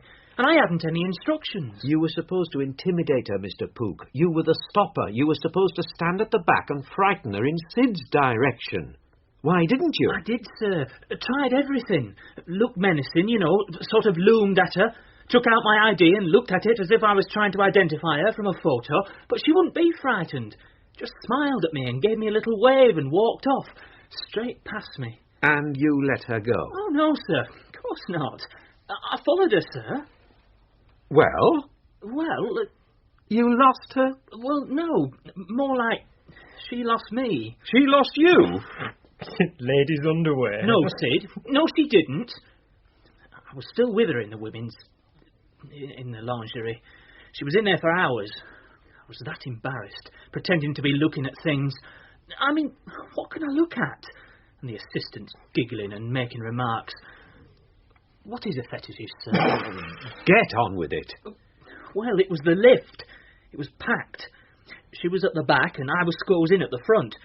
She let everybody get off, then she nipped back in. I run down the stairs, but it didn't come down. She must have pressed the button again for up, and then nipped down the back stairs and out. Did she indeed? Well, we can't do anything about that now. Thank you, Mr. Pook. You did your best. Thank you, sir. Well, Sid, this Miss Teatime seems to be quite an interesting character. Huh. I've been thinking again about a suggestion of yours. About taking Miss Teatime into our confidence. On her showing during the last couple of days, I think she's capable of being very helpful. At the same time, she'll have to be warned of the risk she's running. So, you're going to level with her, then? Yes. I think I'll call in at the Roebuck for a spot of breakfast in the morning. Oh, Jack, this place is so lovely. And so pleasant to eat out of doors, too, with the boats passing on the river and not a blemish on the landscape as far as the horizon. What is it called? The Riverside Rest. The Riverside Rest. So appropriate. Oh, I love the country. If you want to leave your doors open, you can, and there's nothing worse than good fresh air can get in. Of course, there's an even more secure refuge. And where's that, Lucy? You ought to know, Jack. Tell me. A boat? A little ship?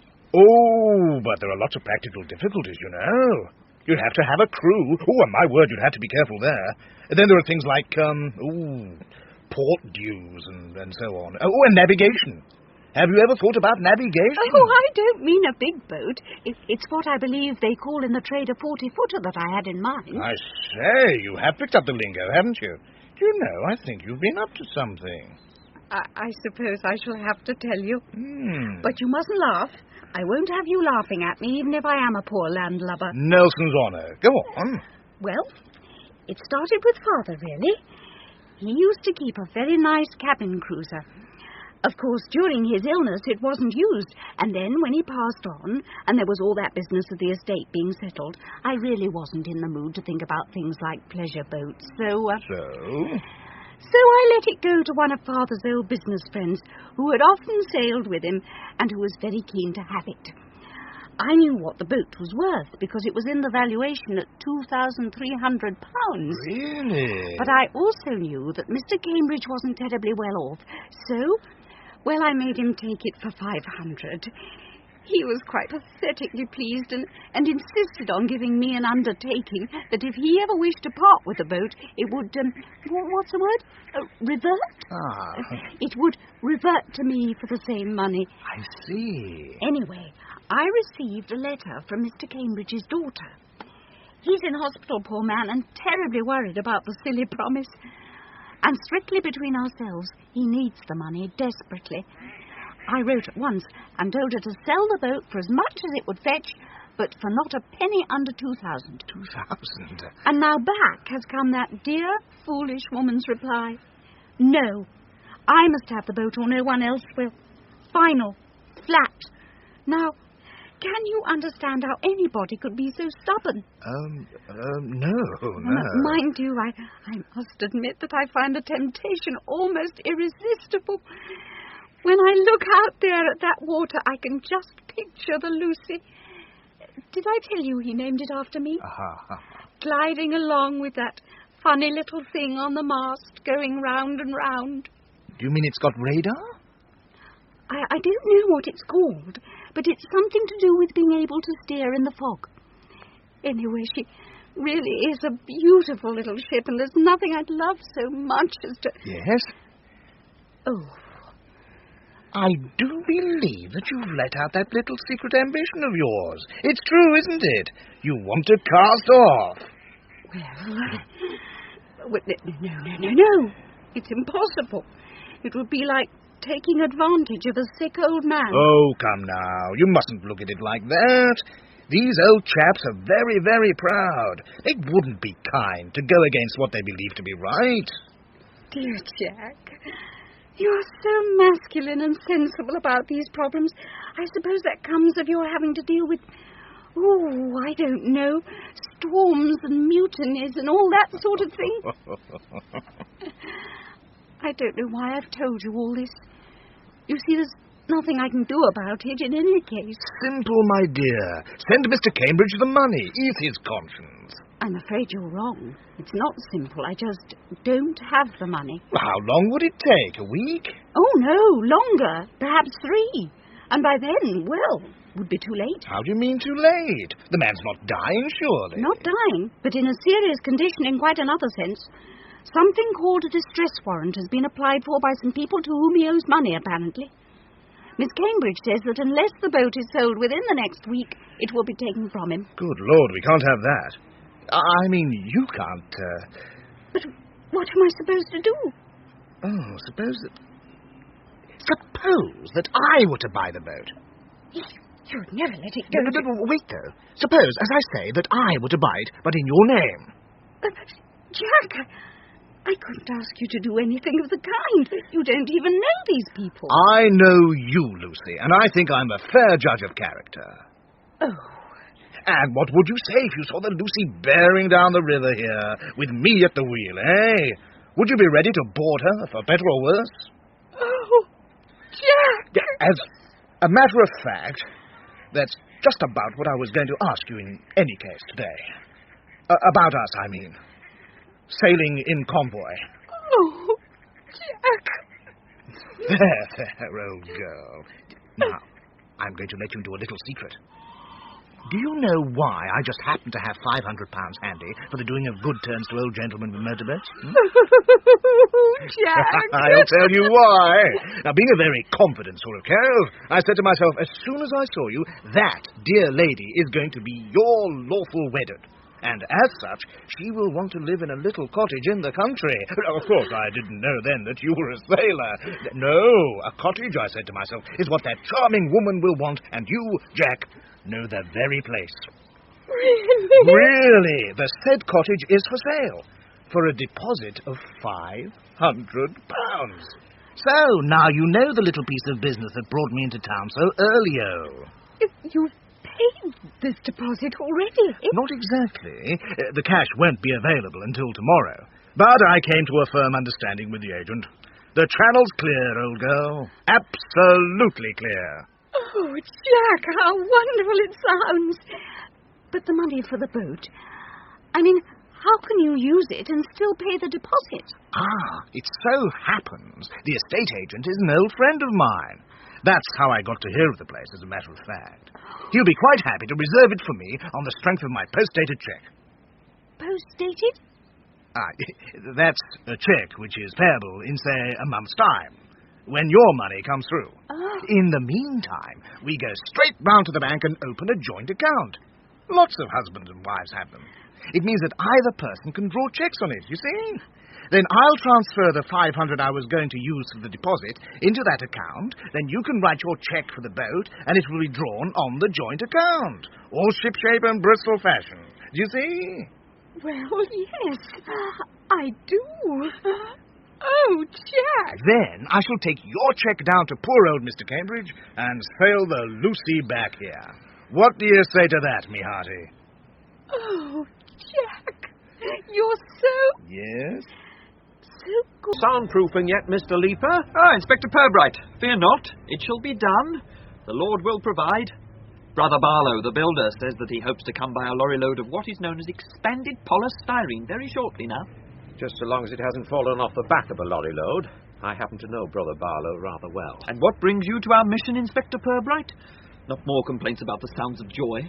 For once, no. Tell me, Len, I wonder if you can help me. Fire away, brother. Do you know a woman called Reckitt, Miss Martha Reckitt? Yes. Think I do. How well do you know her? I used to talk to her sometimes and try to offer her comfort. And tidings, brother, tidings. Have you seen her recently? No, not of late, I should say. No, definitely not of late. You don't happen to know of any friendships she might have struck up in the last couple of months or so? There's been some mention of a clergyman, first name Giles. Oh, of the Giles I know nothing. Or a clergyman so-called. Nix, brother, nix. We understand that Miss Reckitt subscribed to your neighbouring establishment, Handclasp House, the marriage bureau. That's right. I advised her to. You, Len? I did, brother. And within the scripture, multiply, remember? Well, that's one way of looking at it. Do you know Sister Staunch? Well, I have met her. A goodly woman. I'm glad, brother, to help where I can. Would you say that your relationship with the marriage bureau is close? Do you put much business her way? I'm not on a commission, brother, if that's what you mean. No, of course not. And do you know if Miss Reckitt found a friend through this agency? I expect so. She is very deserving. She may not have deserved what she got from Handclasp House, though, Len. Didn't you know that Miss Reckitt had disappeared? I did not. Don't you read the papers? I mean, it used to be your line, didn't it? Journalism? Before I received the call.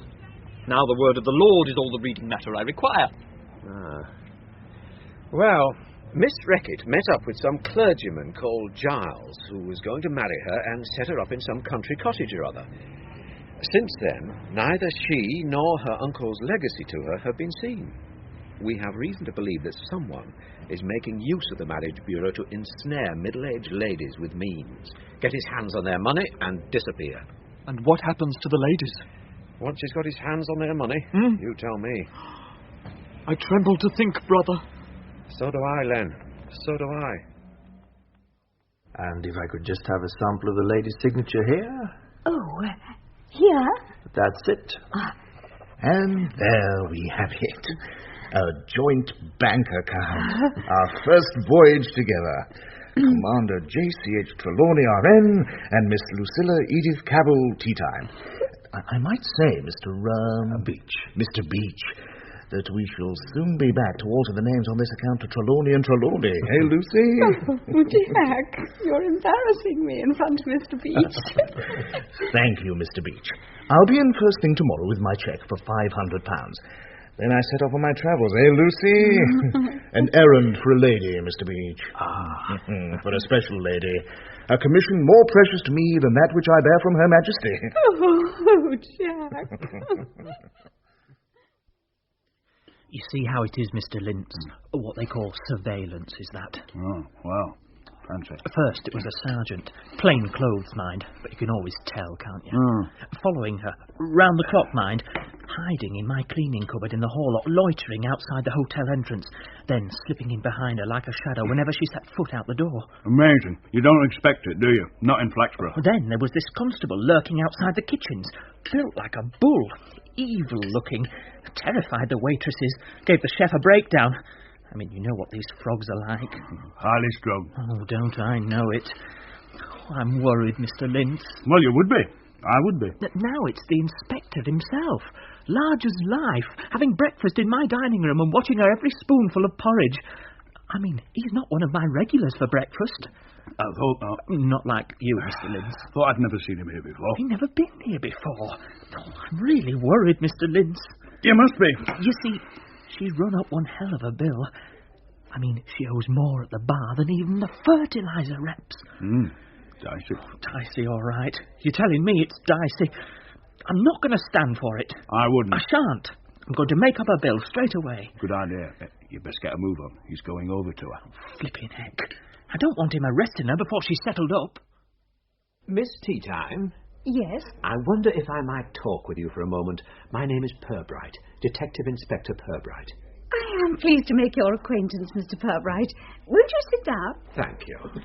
Would you like me to ask the girl to bring you some coffee? That's very kind of you, but I'd rather not have any more. I was expecting you to come to my table, actually. How so? Looking at you across the dining room, I was able to tell two things about you. One, that you found the coffee disgusting. It isn't very nice, is it? And two, that you were waiting your opportunity to come and accost me. Most charmingly, I might add. Thank you. And what is it you wish to talk to me about, Inspector? In the first place, I must apologise for the intrusion. Not at all. Oh, but yes. You see, the intrusion has gone more deeply than you are perhaps aware. My appearance this morning is, so to speak, the tip of the iceberg. A watchful eye has been kept on you for a part of the time you've been in Flaxborough. It all sounds very intriguing, Mr. Purbright. There has been much concern felt here over the disappearance of two local women. They were perfectly respectable and, as far as I'm aware, unknown to each other. We don't know if any harm has befallen them, but if not, it seems quite incredible that neither has got in touch with any of her relatives or friends. One factor in common to both these cases, Miss Teatime. The women had registered not long before their disappearance with a matrimonial agency here in the town called Handclasp House. I'm not going to be obtuse about this. We do know that you have approached the same organisation. That is quite true. And naturally, we hope that whatever has transpired will have a happy outcome for you. On the other hand, I think you ought to be on your guard. Against disappearing? Both the women who did had recently been successful in finding companionship through this agency. The coincidence cannot be ignored. We think it was the same man in each case, and that he was responsible for whatever has happened to them. But you must not stretch coincidence too far, must you, Inspector? Are you suggesting that this hard-working gentleman has now turned his attention to me?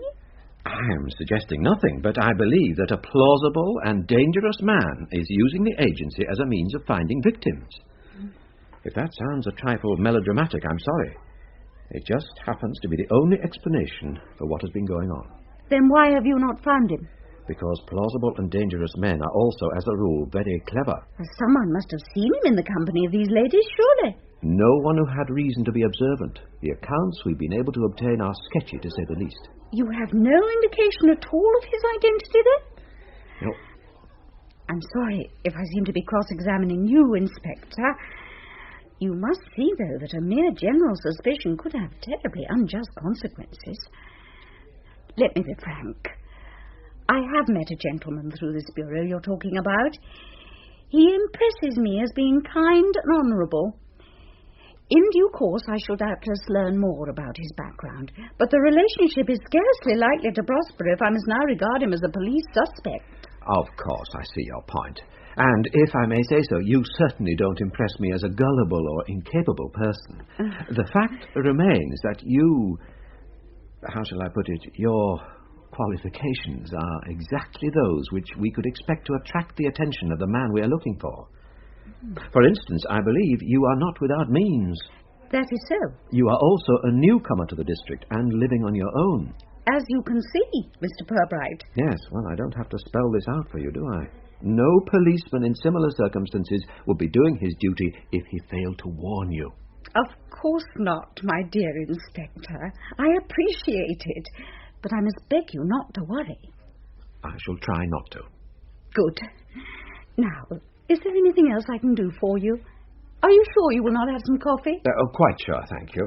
But there is one way in which you can be specifically helpful. Mm-hmm. This gentleman you say you've met... Oh, what's his name, by the way? I think, if you do not mind, Inspector, that I should keep that to myself for the time being. Are you sure you're being wise? Not unwise, I hope. Ethical, certainly. As you wish. But at least you can tell me if you've received any letters from him. Naturally. That is how these introductions are effected, you know. Now, this is a photographic copy of part of a letter which, we are satisfied, was written by the man who made contact with the two missing women. Would you mind letting me see one of the letters you've received from your friend? I should have no objection at all, Mr. Purbright, but there is not one here for you to see. They were simply formal meeting arrangements. I didn't keep them. Oh, mightn't you be able to find something, though, Miss Teatime? Even an odd piece or two in a waste paper basket would be enough. In a hotel, Mr. Purbright, one does not throw letters into a waste paper basket. One tears them up and consigns them to the toilet. I see. Well, will you take a careful look at this writing and tell me if you notice any resemblance to what you can remember of your friends? Quite different. Of that I am perfectly sure. At least I seem to have been able to put your mind at rest. Oh, but I was never anything else, Mr. Purbright. Not really. Thank you for your time, Miss Teatime. I must be on my way. Good morning, Inspector. So nice chatting to you. Oh, good morning to you, Inspector. Good morning, Mr. Maddox. Miss Teatime, I wonder if I might have a moment of your time. Of course, Mr. Maddox. I'm having quite a little procession of visitors this morning. It's just the little matter of I wonder if I could interrupt you for a moment, Mr. Maddox. Do you happen to know if there is a decent car hire company here in Flaxborough? Why, yes, there is. Then I wonder if you would be so kind as to hire a vehicle for me. I always find it all so complicated. Well, of course. But first, there's just this there's one other thing, Mr. Maddox. Yes. It seems so silly, but I thought I ought to let you know I'm being followed by the police. What? Oh, surely not. Oh, but there's no need to look so concerned.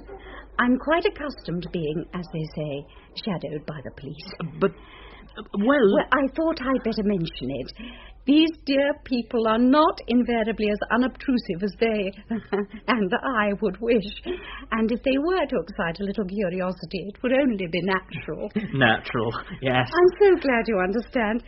Mind you, my own view is that I'm perfectly capable of looking after myself, but you will never persuade police commissioners that in England a woman can be rich and safe at the same time. Poor old Sir Arthur. I really think he pictures me as carrying the entire capital assets of Tea-Time Engineering around in my handbag. No. Does he really? Now, what was it you wanted to talk to me about? Pardon? Didn't you say there was a little matter? Oh, no, nothing at all. I just wanted to be sure that you were comfortable, enjoying your stay. Anything further I can do for you? I am very comfortable, thank you. I have everything I require. Oh, good. Oh, that is good. And you won't forget the car, will you? Here is my driving license. I'll see to it right away, Miss Teatime. Have it waiting for you outside within the hour. A nice, comfortable little car, I imagine. No. Do you know, I think I'll live dangerously for once. I should like something sporty. Something fast. Fast, Miss Teatime? How fast? The fastest they have. Oh, very good, Miss Teatime. Do you think it wise, though, Inspector Purbright, to leave this woman unattended? I mean, in the circumstances? I mean, it isn't as if you're any further along with finding out who this fellow is. Letting a respectable, well-off, middle-aged lady roam, unprotected, when he may be prowling the streets disguised as heaven knows what? No, sir, I quite take your point, but do you think Deirdre could choose something other than my socks, sir? What? Oh, that isn't Deirdre. Isn't it? No. You know Deirdre. Yes, but... Felicity, basket. Thank you, sir. What I was about to say, sir, was that our previous attempts at keeping Miss Teatime under surveillance have only served to show that she cannot be kept under surveillance unless she wishes it. And she most emphatically does not. And you're no further along with locating this cottage? Solving this cat-a-crab clue? No, sir. Or with obtaining an adequate description of this clergyman, come novelist, come whatever he's chosen to disguise himself as this time? No, sir. Well. Not very good, is it, Inspector Purbright? No, sir. Of course. If you can't tell a Lincoln-bred Yorkshire Terrier from a Sussex, I can only say I'm not so surprised. All the same, I'm very worried about this poor, helpless lady. A thousand apologies, dear lady. I was prepared to find you flown. Nonsense. I've only just arrived myself. Excellent. In any case, I have a perfectly good excuse in my locker, or rather in ours, as it's a joint account. The money's paid in. 500 nice, shiny Jimmy-O goblins. Jimmy-O goblins? My word! You are not one for wasting time, Mr. Trelawney. Hello? Who's this talking to Mr. Trelawney? Commander. What? Pulling rank now, eh? Jack. I should jolly well think so. Now then, did you write that letter? Yes. Here it is. I do hope it's all right. The check's in there as well. I have made it out to the daughter just in case there is some difficulty and Mr. Cambridge is dealing with it in hospital. Very sensible. Do let me read you what I've written, just to be sure it's all right. Oh, I'm all ears. Dear Evelyn, this is to introduce my good friend, Commander John Trelawney, who has kindly agreed to act on my behalf in the matter of the boat. Yes. He will hand you my cheque, which, as you will see, is for £500. I still wish you would let me make it a sum nearer the true value of the Lucy, or even half of it, but it seems that you and your father have made up your minds. Please give Commander Trelawney the receipt, and also the boat's manual, and any other documents, of which you will know more than I, and take him to the mooring. He is going to sail the Lucy here himself, a task for which I could scarcely have chosen anyone better qualified than a one-time naval officer. And he will wish, of course, to satisfy himself that she is in good condition for the voyage. Yes. I think perhaps there is nothing more to add, except perhaps the telephone number of my hotel, Flaxborough 2130, in case you wish to ring me about any details I've forgotten to mention. I do hope and pray that the money, ridiculously inadequate as of course it is, will be of some immediate use in easing your troubles. Yes, indeed. Yours sincerely, Lucilla. I should say she's very lucky to have such a good friend. Just as I am. Now, how do I find this good lady? Do you know Twickenham? Oh, only as a rugger ground, I'm afraid. I used to go down there for the Navy matches whenever I happened to be ashore. Oh, I do not think that would be very near where the Cambridges live. Their address is on the envelope, by the way. It is a rather nice old house in a place called the Turnhills, number 8. It's not so much a street as a sort of close, with the river at the lower end. Ask anyone for the old part of Twickenham, and you should have no difficulty in finding it. Is there a station handy? Your best plan probably will be to go to Richmond Station and cross the river. It's a pleasant walk and not very far. Fine. When do you intend to go? Tomorrow morning. There's a London train just before 10 bells. I shall see you off. Oh, you don't need to trail around, especially for me. Oh, but I shall, Jack. I know you are going up by train, but I cannot help thinking of you as embarking on a voyage. After all, it will be a voyage back, a real one. Are you not afraid of storms? You must think of me, waiting here like Madame Butterfly. I wonder if there's a hilltop from which I can watch out for you. Oh, one fine day. Oh, it all seems like a dream. Real enough, old girl. It sleeps four, you know. She does, I mean. She? The Lucy. Ah. And there is the loveliest little kitchen. Galley, my dear. Oh, but of course, galley. You will not believe this, but I really am a very good sailor. I do believe you. Do you think we shall be able to sail in her all the year round? Hardly. At least we shall have to winter in our cottage. Yes, the cottage. Tell me about the cottage, Jack. You shall see it for yourself very soon. White walls, thatch, little windows under the eaves, and central heating. Marvellous! And scarcely a soul within hail. Whereabouts is it, Jack? You'll see. Tell me. That's enough, my girl.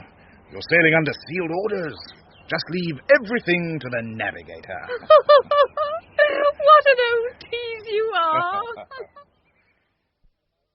Don't come into the station with me, my dear.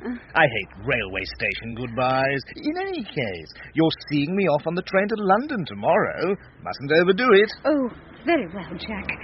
Thank you for another perfect day. Oh. Once I see you off tomorrow, of course, it may be some time before I see you sailing upriver and inviting me aboard. How long will it take, do you think? Well, I haven't had time to sit down with my charts yet. I shall probably do that on the train. Do you have those lovely little spiky things that you walk across the chart with? Oh, of course. I knew you would. Good night, old girl. Parting is such sweet sorrow. That I shall say good night until tomorrow. Oh, Jack. Oh, your train. Hurry. Good night. Good night.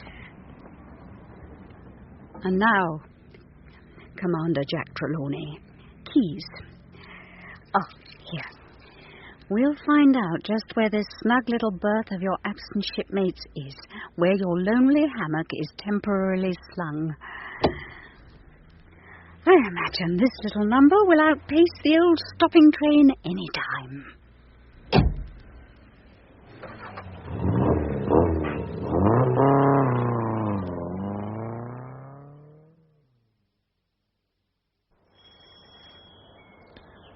Number 8, the Turnills. Bit run down. Wonder how long old Mr. Cambridge has had his financial woes. Oh, how do you do? Good afternoon, young lady. Do some people called Cambridge live in this house? Yes, they do. I should rather like to speak to them. To Miss Cambridge, that is. I'm Miss Cambridge. No, Miss Evelyn Cambridge, I mean. But that is me. I'm Evelyn. What's your name, please? Well, fancy that. No, I'm afraid I haven't made myself very clear. My name is Commander Trelawney, and I wish to speak to the other Miss Cambridge, the lady who is the daughter of old Mr. Cambridge. I don't think Grandad had a daughter called Evelyn, but I'll ask Daddy if you like. Daddy? Yes, he's called Mr. Cambridge as well. Well, perhaps if I were to have a word with him. I'm sorry. I should have asked you to come in, shouldn't I? That is most kind of you, my dear. Daddy? Yes, Evelyn? There's a gentleman here looking for Mr. Cambridge. Oh, do come in. Thank you. You do. My name is Cambridge. His name is Commander Trelawney. Won't you sit down? I'm glad to see you're, out of hospital again. Hospital? Haven't you been in hospital? Well, not for some years, no. Oh. I'm sorry, I must have misunderstood. Anyway, you're looking very fit. I'm glad. Well, thank you. Coping with, bankruptcy proceedings can be very distressing, I imagine. Bankruptcy proceedings? I've come about the boat. Oh, but I don't think we want a boat. I'll ask my wife if you like. I am not selling boats. I am here to buy yours on behalf of its original owner. A boat? You're sure you don't mean a cello? A cello? Well, Edwin can't really manage it now. And Estella's got her hands full with a harp at the moment. I don't like to see it go, but I'm sure that... I think you'd better read this letter. Letter? Oh, thank you. Ah, yes, but this is addressed to Evelyn. I'm Evelyn. Read it. Oh, very well. Dear Evelyn, I'd like to introduce my good friend, Commander Trelawney. The cheque for £500. Make it the sum nearer the true value of the Lucy. He's going to sail the Lucy here himself. Oh, there's obviously been some misunderstanding, Mr. Trelawney. To me, this letter's quite incomprehensible. I'm awfully sorry.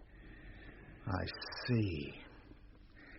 Then you don't know this woman, this Lucilla Edith Cavell Teatime. I've never even heard of her. Very well, very well. Mr. Commander... So you haven't been in hospital? No. And you aren't threatened with bankruptcy proceedings? I certainly hope not. Excuse me. And you don't have a boat? A 40-footer sweeps 4 called the Lucy? No, really, no. Then... Excuse me. Good afternoon! Oh, dear.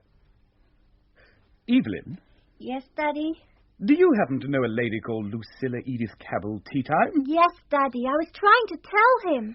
And who is she? I don't know who she is, but I can tell you where she used to live. All right. 3 doors up on the other side. She was very nice. But is she there now? Not now. She went away. She said she was going to get married to Mr. Jackman, who has the jewellers next to the paper shop at the top. Oh, I see. But I don't think she ever did. Good morning. It's Miss Teatime, isn't it? That's right. Mr. Beach, am I right? Quite right. Now, what can I do for you, Miss Teatime? I should like to cash this cheque, please. £497.18 6. Well, I thought I'd better leave a little in to keep the account open. You do mean to draw this on your joint account, the one you opened with Mr... Trelawney. That's right, Mr. Trelawney, the day before yesterday. I do, yes. I'm sorry, just one moment.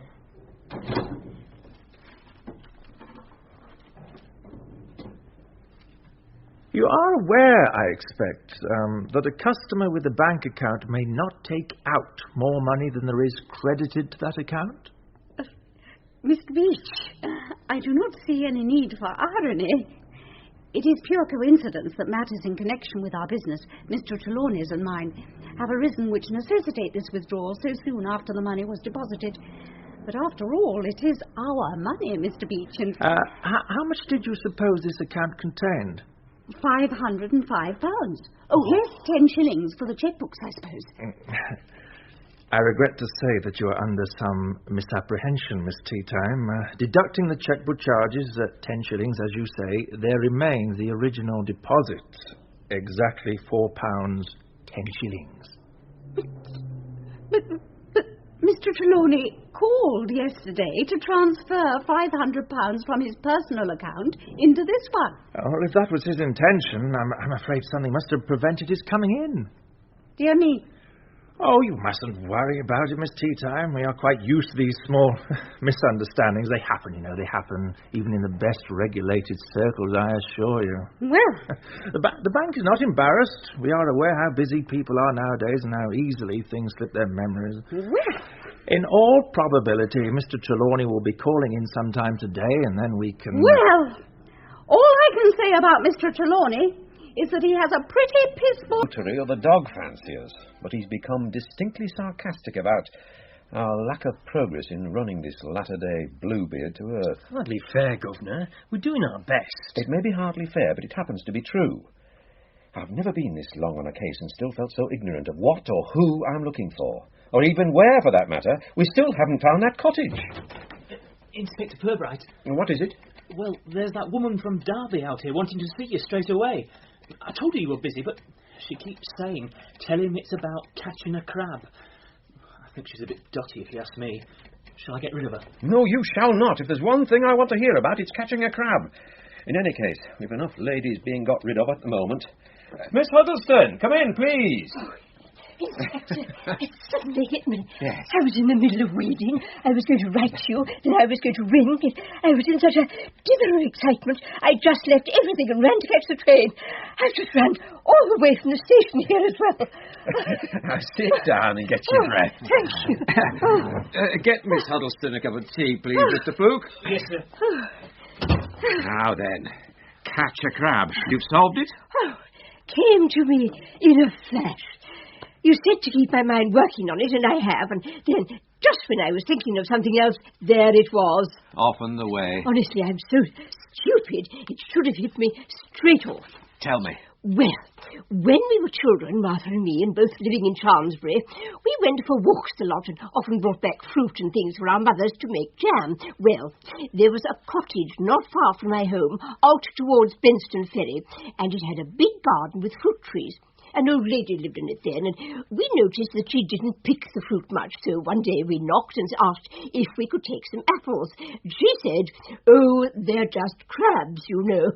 So we said we wouldn't bother. Actually, we thought she must be funny in the head. And when I got home, I told my mother this funny old woman had made out that she had crabs in her garden, just as if it was the seaside.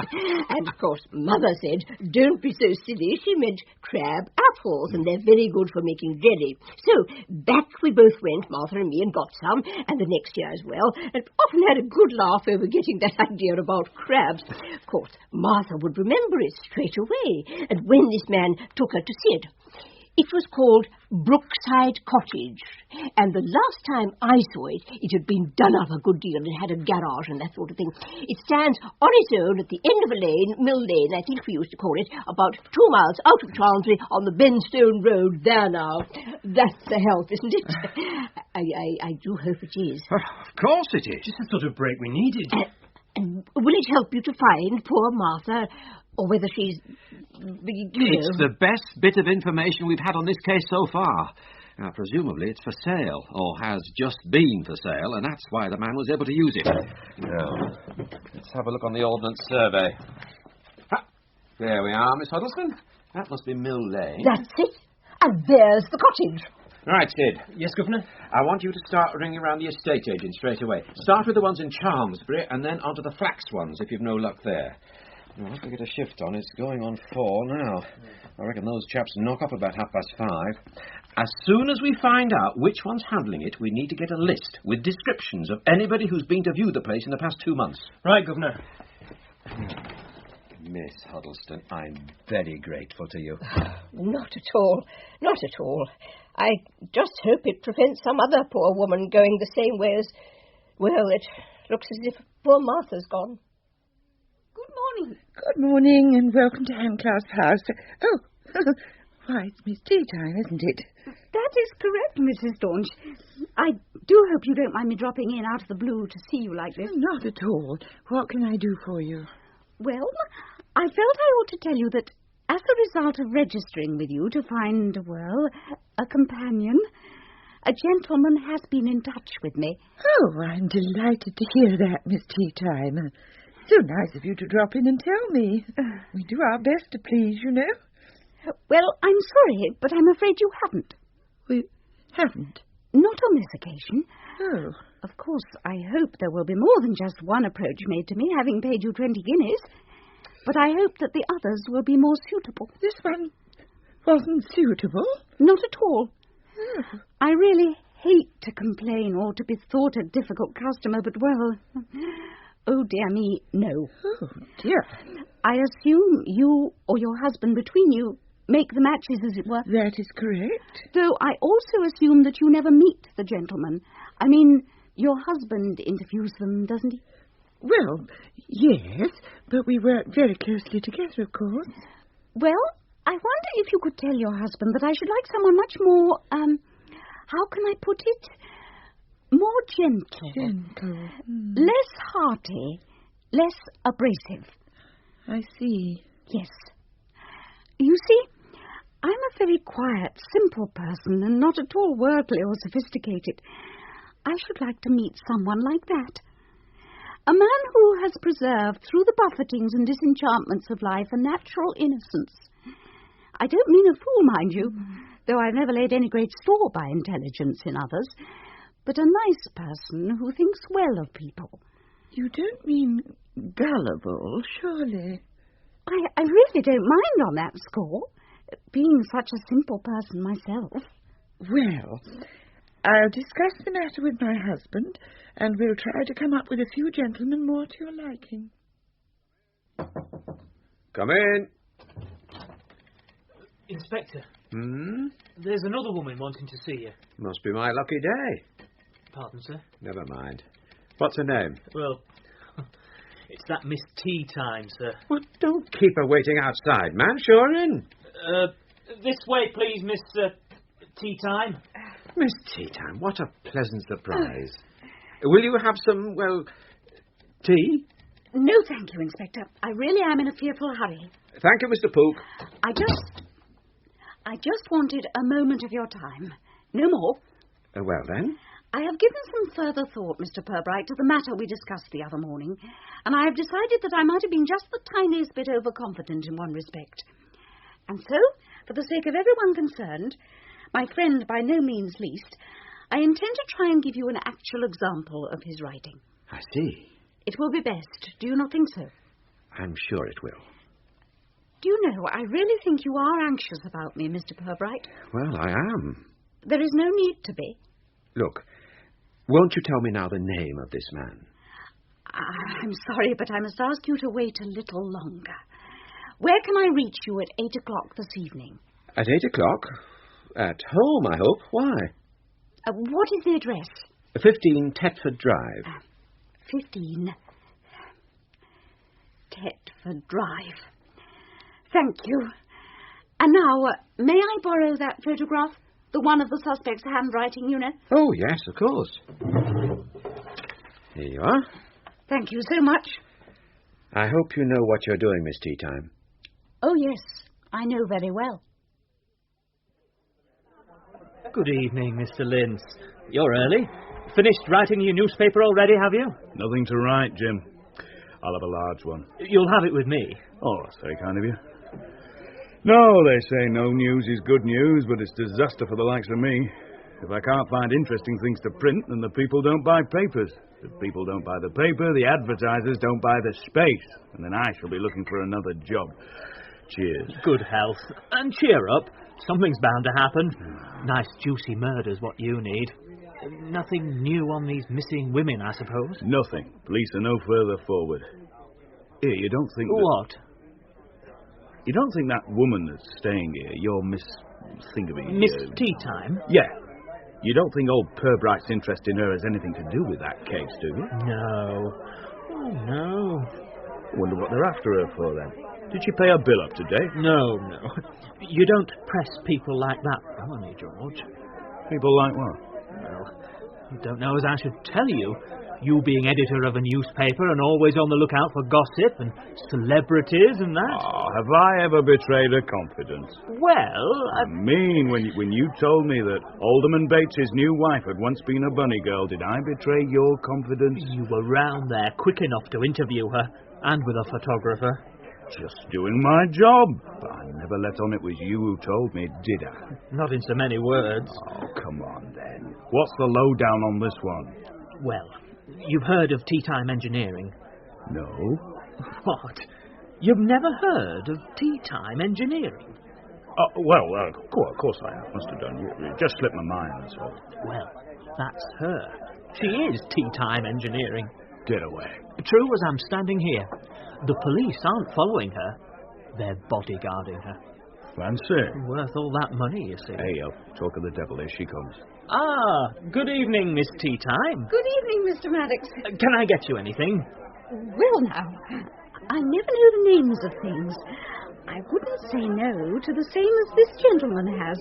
It looks very nice, I must say. But that's... Are you quite sure, Miss Tea Time? Yes, it looks most refreshing. One large whiskey coming up. You'll have it with me, I trust. Thank you. Most kind. Mr. Maddox, I'm sorry to interrupt your conversation with Mr... This is Mr. Linz. George. Editor of the Flaxborough Citizen. Oh, I'm a keen reader of yours. Really? Oh, yes, cover to cover. Mr. Maddox, I'd like a word in private with you, if Mr. Linz will excuse us for a moment. By all means, Miss Tea Time. Oh, you know my name? I'm going to sit down anyway. Been on my feet all day. Oh. Now, Mr. Maddox, I wonder if I can trouble you to do something for me. Of course, Miss Tea Time. Well, I had intended to do this myself, but I have another engagement and I may not be back in time. It's this envelope. If I'm not back by 8 o'clock this evening, would you mind popping it round to Inspector Purbright's house? The address is on the envelope. I should be delighted. You really are so kind. Cheers. Your very good health. Ah. Miss Tea Time. 8 o'clock. You won't forget. You can rely on me, Miss Tea Time. Au revoir. Yes. Good evening. Blimey. See that? Arranged it in one. Oh, never even touched the sides. I have a feeling there's more to your Miss Tea Time than you know. That's the last of them, Governor. I've phoned every flippin' estate agent in Chalmsbury, Flaxborough and districts, and all I've got for it is a sore throat. Snooty lot, most of them and all. If Brookside Cottage is for sale, nobody in the property trade seems to know about it. No, well, we had to check. Would you like me to walk out to Benston and ask at the cottage? Oh, not now, Sid. Leave it till morning. Right. I'll tell you what you can do, though. Give the country boys a ring at Chalmsbury and see if old Larch is in a good enough mood to get you the name of the occupants. It'll save you asking at the door when you go. You'd better say it's for me. Yes, I bet I had. Right grumpy old beggar he is. Treats anything less than a superintendent as if it was a slug on his lettuces. And that's the way he treats the public. Well, Oh, hello? Chalmsbury Police Station? Could I speak to Inspector Larch, please? Honestly, I hate talking to him. So did I, Sid. That's why I have a detective sergeant to assist me. Inspector Larch? It's Detective Sergeant Love here at Flaxborough. I'm phoning on behalf of Inspector Purbright. He was wondering if you could inform us of the name of the present occupants of Brookside Cottage, at Mill Lane. It's out by Benstone Ferry. Yes, I realise that. No, I'm sure you must be. Yes, we can find out ourselves. It's just that... right, sir. Thank you. Yes. I'm sure Inspector Purbright would be very grateful if you could do that, sir. Thank you very much. Hello? Much. What did he say? Says he's up to his eyebrows in work. Except he didn't say eyebrows. And do we think he's nothing else to do other than run round making inquiries for us? Makes it sound just as a regular crime wave raging in Chalmsbury. You probably interrupted him reading an article in the Shooting Times. Thinks of nothing else. I mean, pigeon fanciers, I can understand, but he's a clay pigeon fancier. Anyway, he says he'll do his best and phone back in a couple of hours. Well, I'd better report the day's findings to the Chief Constable, and then we can wrap it up for the night. You never know. That Miss Tea Time might come up with something. Who's it? It is I, Commander. Lucy. Good evening. Well, well. Come alongside, shipmate. So you found my little surprise cottage in the country all by yourself. I found your surprise, too. I think we had better go inside, Mr. Trelawney. I think we had. Well, at least you've solved the catch a crab mystery, Mr. Purbright. Or rather, this woman from Derby solved it for you. Brookside Cottage. It doesn't seem to be on the market, you say? Not as far as we can find out, sir. It may well be that this man was passing that way, saw it, thought it would serve his purpose, and just decided to make use of it without the owners knowing. In Miss Reckitt's letter, she said that they were only able to view it from a distance as the people were still living in it. That's simply dreadful, what some people will do. I mean, strangers home, no respect for property at all. Well, not much respect for life either, sir. No, I suppose not. I don't suppose Deirdre or Felicity, whichever one of them is presently chewing on my calf, could possibly be persuaded to try their rubber bone instead, sir? Benson Basket! Really, Purbright, can't tell a dog from a bitch now. As a preliminary to our discussion... Oh, it's to be a discussion, is it? How nice. Will you begin, or shall I? Please don't be childish. I was saying that as a preliminary, I should like to ask you not to use any more of those jolly Jack Tar expressions. I have suffered a number of courtships in my life, but never before one which has made me seasick. You'll have something worse than seasickness to worry about before I finish with you, woman. Threats will serve the interest of neither of us. They are ill-mannered and unbusinesslike. I suppose that as a professional swindler, you're all for the smooth approach. There you go again, Mr. Trelawney. Abuse will get us nowhere. What did you come here for? For compensation, Mr. Trelawney. I do not consider that I have been fairly treated. You don't consider... No, please let me finish. Your intention was to acquire a valuable motorboat by handing to a distressed family a cheque which you knew to be worthless. It was a very shabby design, which was thwarted thanks only to my having invented both the boat and the family's distress. Thus, your gain was an easy conscience, and it was I who accomplished it. But what did I get in return? No one can compute the worth of an easy conscience. It is a priceless commodity. And so when I decided to draw a fee that would little more than cover my expenses, it hurt rather than embarrass me to find that you had lied about putting £500 at my disposal. For that hurt, I believe I am fully entitled to recompense, and if you will now be good enough to write me a cheque, a genuine cheque this time, for £500, I shall be much obliged, Mr. Trelawney. All right. Joke over. Now, just what is it you think you're up to? This is not a joke, Mr. Trelawney. I have told you quite simply what I require. Do you mean to say that you have the bloody neck to come out here and try and drag money out of me after what's happened? I do. You know what you are, don't you? You're a prissy-mouthed, four-eyed, chiseling bitch, and you can go to hell. If you really feel that we have arrived at the exchange of compliments stage, I can only assure you that the choice between an hour of your company, Mr. Trelawney, and being sown for a week in a sack of discarded boil dressings would be by no means easy to make. Cow! I advise you not to waste further time on thinking up expletives. You lack the talent. If you will write me out that cheque at once, a great deal of trouble will be avoided. For you in particular. Go on. This trouble. Tell me. I happen to know, although I claim no personal credit for this, that you have already successfully imposed on the credulity of at least 2 other women. I know their names. One was called Reckitt, the other Bannister. And I know that the police are looking for the man who engineered their disappearance. For you, in fact. Go on. Now, here is the amusing thing. The only reason why you have not been arrested is that I have personally vouched for your integrity. There now. What do you think of that? What the hell do you mean? Oh, dear, you are so curmudgeonly. What did you tell them? That you are a bluff and honest sea-dog, of course. A sincere suitor. A gentleman whose handwriting bears not the faintest resemblance to that of the villain, whose letters to poor Mrs. Bannister have been discovered by the police. Oh.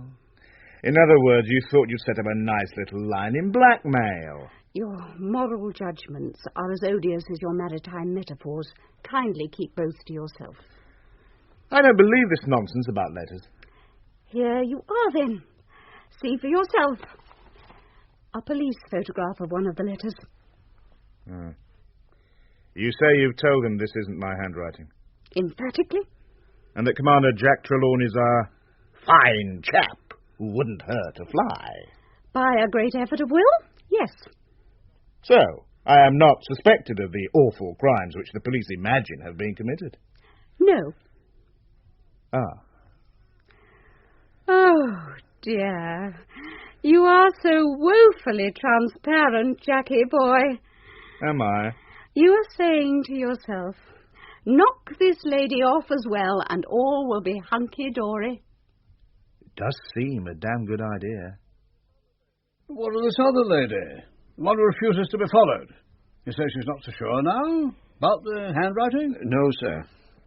She's a remarkable woman. Can't quite make her out, but it wouldn't surprise me if she came up with something. Colin! It's from Inspector Purbright, sir. Mr. Maddox is here with a message for you, Governor. Sir, do you mind if I... No, not at all. Ask Mr. Maddox to come in here, Sergeant Love. This way, Mr. Maddox. Good evening, Inspector. Mr. Chubb. Maddox. Thanks, Sid. Inspector, a guest of mine, Miss Tea Time of Tea Time Engineering, you know. You met her the other day, I believe. Yes, I know Miss Tea Time. Well, she asked me to give you this, Inspector, if she wasn't back at the hotel by 8 o'clock. Thank you very much. A bit premature, aren't you, Maddox? My watch says 7:15. Well, I suddenly remembered I wouldn't be able to deliver the envelope after 8 o'clock because I have a function on. So I thought I'd better play safe and fetch it round here for him before he left. Oh, curious, Inspector. Yes. Thank you, Mr. Maddox. Well, good night, you. Good night, Chief Constable. Well, Mr. Purbright? Well, indeed, sir. My dear Inspector Purbright, the enclosed letters unexpectedly came to hand today. They were written by my friend who calls himself Commander John Trelawney. You will see that I was mistaken about the handwriting. I can plead only that loyalty clouded my judgment. His address is not known to me at the moment, but I have no doubt that Mrs. Staunch will be able to give you the information you need. As you will notice, the reference number is 4122. Yours sincerely, Lucilla Tea Time. Good news. And is the handwriting the same? It certainly is. So that means that this Trelawney fella is the man you're after? Apparently. So, all you have to do is go round to the marriage bureau, get hold of this Staunch woman, and find out the address of this 4122 fella. You don't seem very excited about it. It isn't quite as simple as that, sir. You see, all the numbers at the bureau have 3 digits. Odd numbers for the women, evens for the men. This has 4 digits. It certainly won't be in the files. I really don't think that killing me would be such a good idea, you know. Oh, yes. Damn good idea. In fact, I'm sold on it. No, I do not think you are, really. Already there has crept into that incommodious mind the realization that I should never have been fool enough to come here without taking some precautions. Oh? And what precautions? It is in the form of a time limit. If I am not back at my hotel by 8 o'clock, the police at Flaxborough will receive a packet containing your letters. And my name and address, no doubt. No, just the means of learning them with singularly little trouble. How little? Simply a peep into the files of that excellent matrimonial bureau, Jack dear. Or should I say, Mr. 4122? You find that amusing? I really don't think... Come in, my dear, come in. Mrs. Staunch. Surely you didn't imagine that my husband's name would be on the files, Miss Tea Time. You don't look so cocksure of yourself now, do you? But isn't a 4122? I think a burglar must have lifted it. Her car. Get it out of sight somewhere. And come straight back. I want you to stay with her while I, see to things. Quick as you can, Sid. Where are we going, Governor? Benstone Ferry, the cottage. Brookside Cottage. I'm going there in the morning. We are going there tonight. Well, what's the rush? Large finally saw fit to phone back. I now know who the owner of Brookside Cottage is. You really are both being very silly, you know, Mrs. Staunch. Or is it Mrs. Trelawney? Both you and your jolly Jack Tar husband. You can't possibly get away with this. I don't see why we shouldn't, Miss Tea Time. And whether we do or not, you won't know anything about it, will you? Right, I'm ready. Come on, you. I feel, perhaps, that I ought to warn you. You don't warn me of anything, lady. You've been more than enough trouble to me already. You just shut your mouth and come with me. Oh, dear, so cold. Come on. Will you please take your hands off me? Get up there. Go on. Shut the doors after me, will you? Don't want the light spilling out. All right, Don.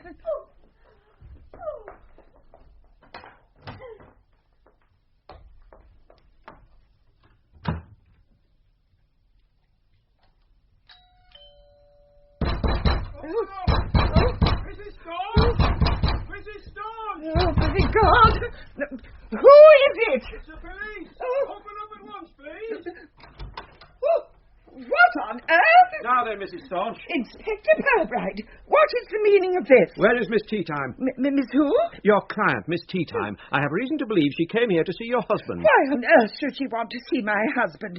He has nothing whatever Is to he do... in, Mrs. Staunch? Not at the moment, no. Both cars in the garage, Goof. Well, Mrs. Staunch? I think he's gone to post a letter. But I'm not going to stand here and have questions fired at me without knowing the reason for them. What authority have you got to come trampling your way in here anyway? We suspect a felony, Mrs. Staunch. Oh?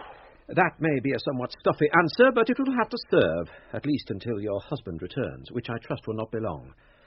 How far away is the postbox? At the end of the lane. Odd that we didn't see him. There's a path from the back. It's quicker. I might as well tell you now that we shall probably ask your husband to return to Flaxborough with us. What on earth for? We think he may be able to help us with our inquiries. You don't have to use that jargon with me, Inspector. That just means that you think he's done something. What, though? Why can't you say? And for God's sake, what's all this about that tea-time woman? If, as you say, she's not been here, you have no need to worry on her account, Mrs. Staunch. Yes, but why did you... Somebody's coming from the back, Governor. Through the kitchen. John, there are 2 policemen here asking a lot of silly questions. We're in the lounge. I wish you'd come and tell them that... Good evening again, Mrs. Staunch. Ow! Ow! Well, I don't usually have that effect on people. Good evening, Inspector. How nice to see you. Where's Don? Where's my husband? Damn you, you bitch! Where's Don? Hold her, Sid. Now then, Mrs. Staunch, you just sit there. I'm afraid he's in that cesspool thing down the garden. Oh. I really am very sorry. But it was his idea entirely to go waltzing about in the dark with his arms round my waist. The cover was off, you know. Really, Inspector. 122 by Colin Watson, Inspector Purbright was played by John Rowe. Detective Sergeant Love was Paul Downing. Miss Teatime was Linda Gardner. Mortimer Hive was Simon Carter, and the Chief Constable was Geoffrey Banks. Spain was played by Peter Wheeler, Trelawney by John Branwell, Leaper by Rennie Krupinski, and Evelyn and Maisie by Susan Sheridan.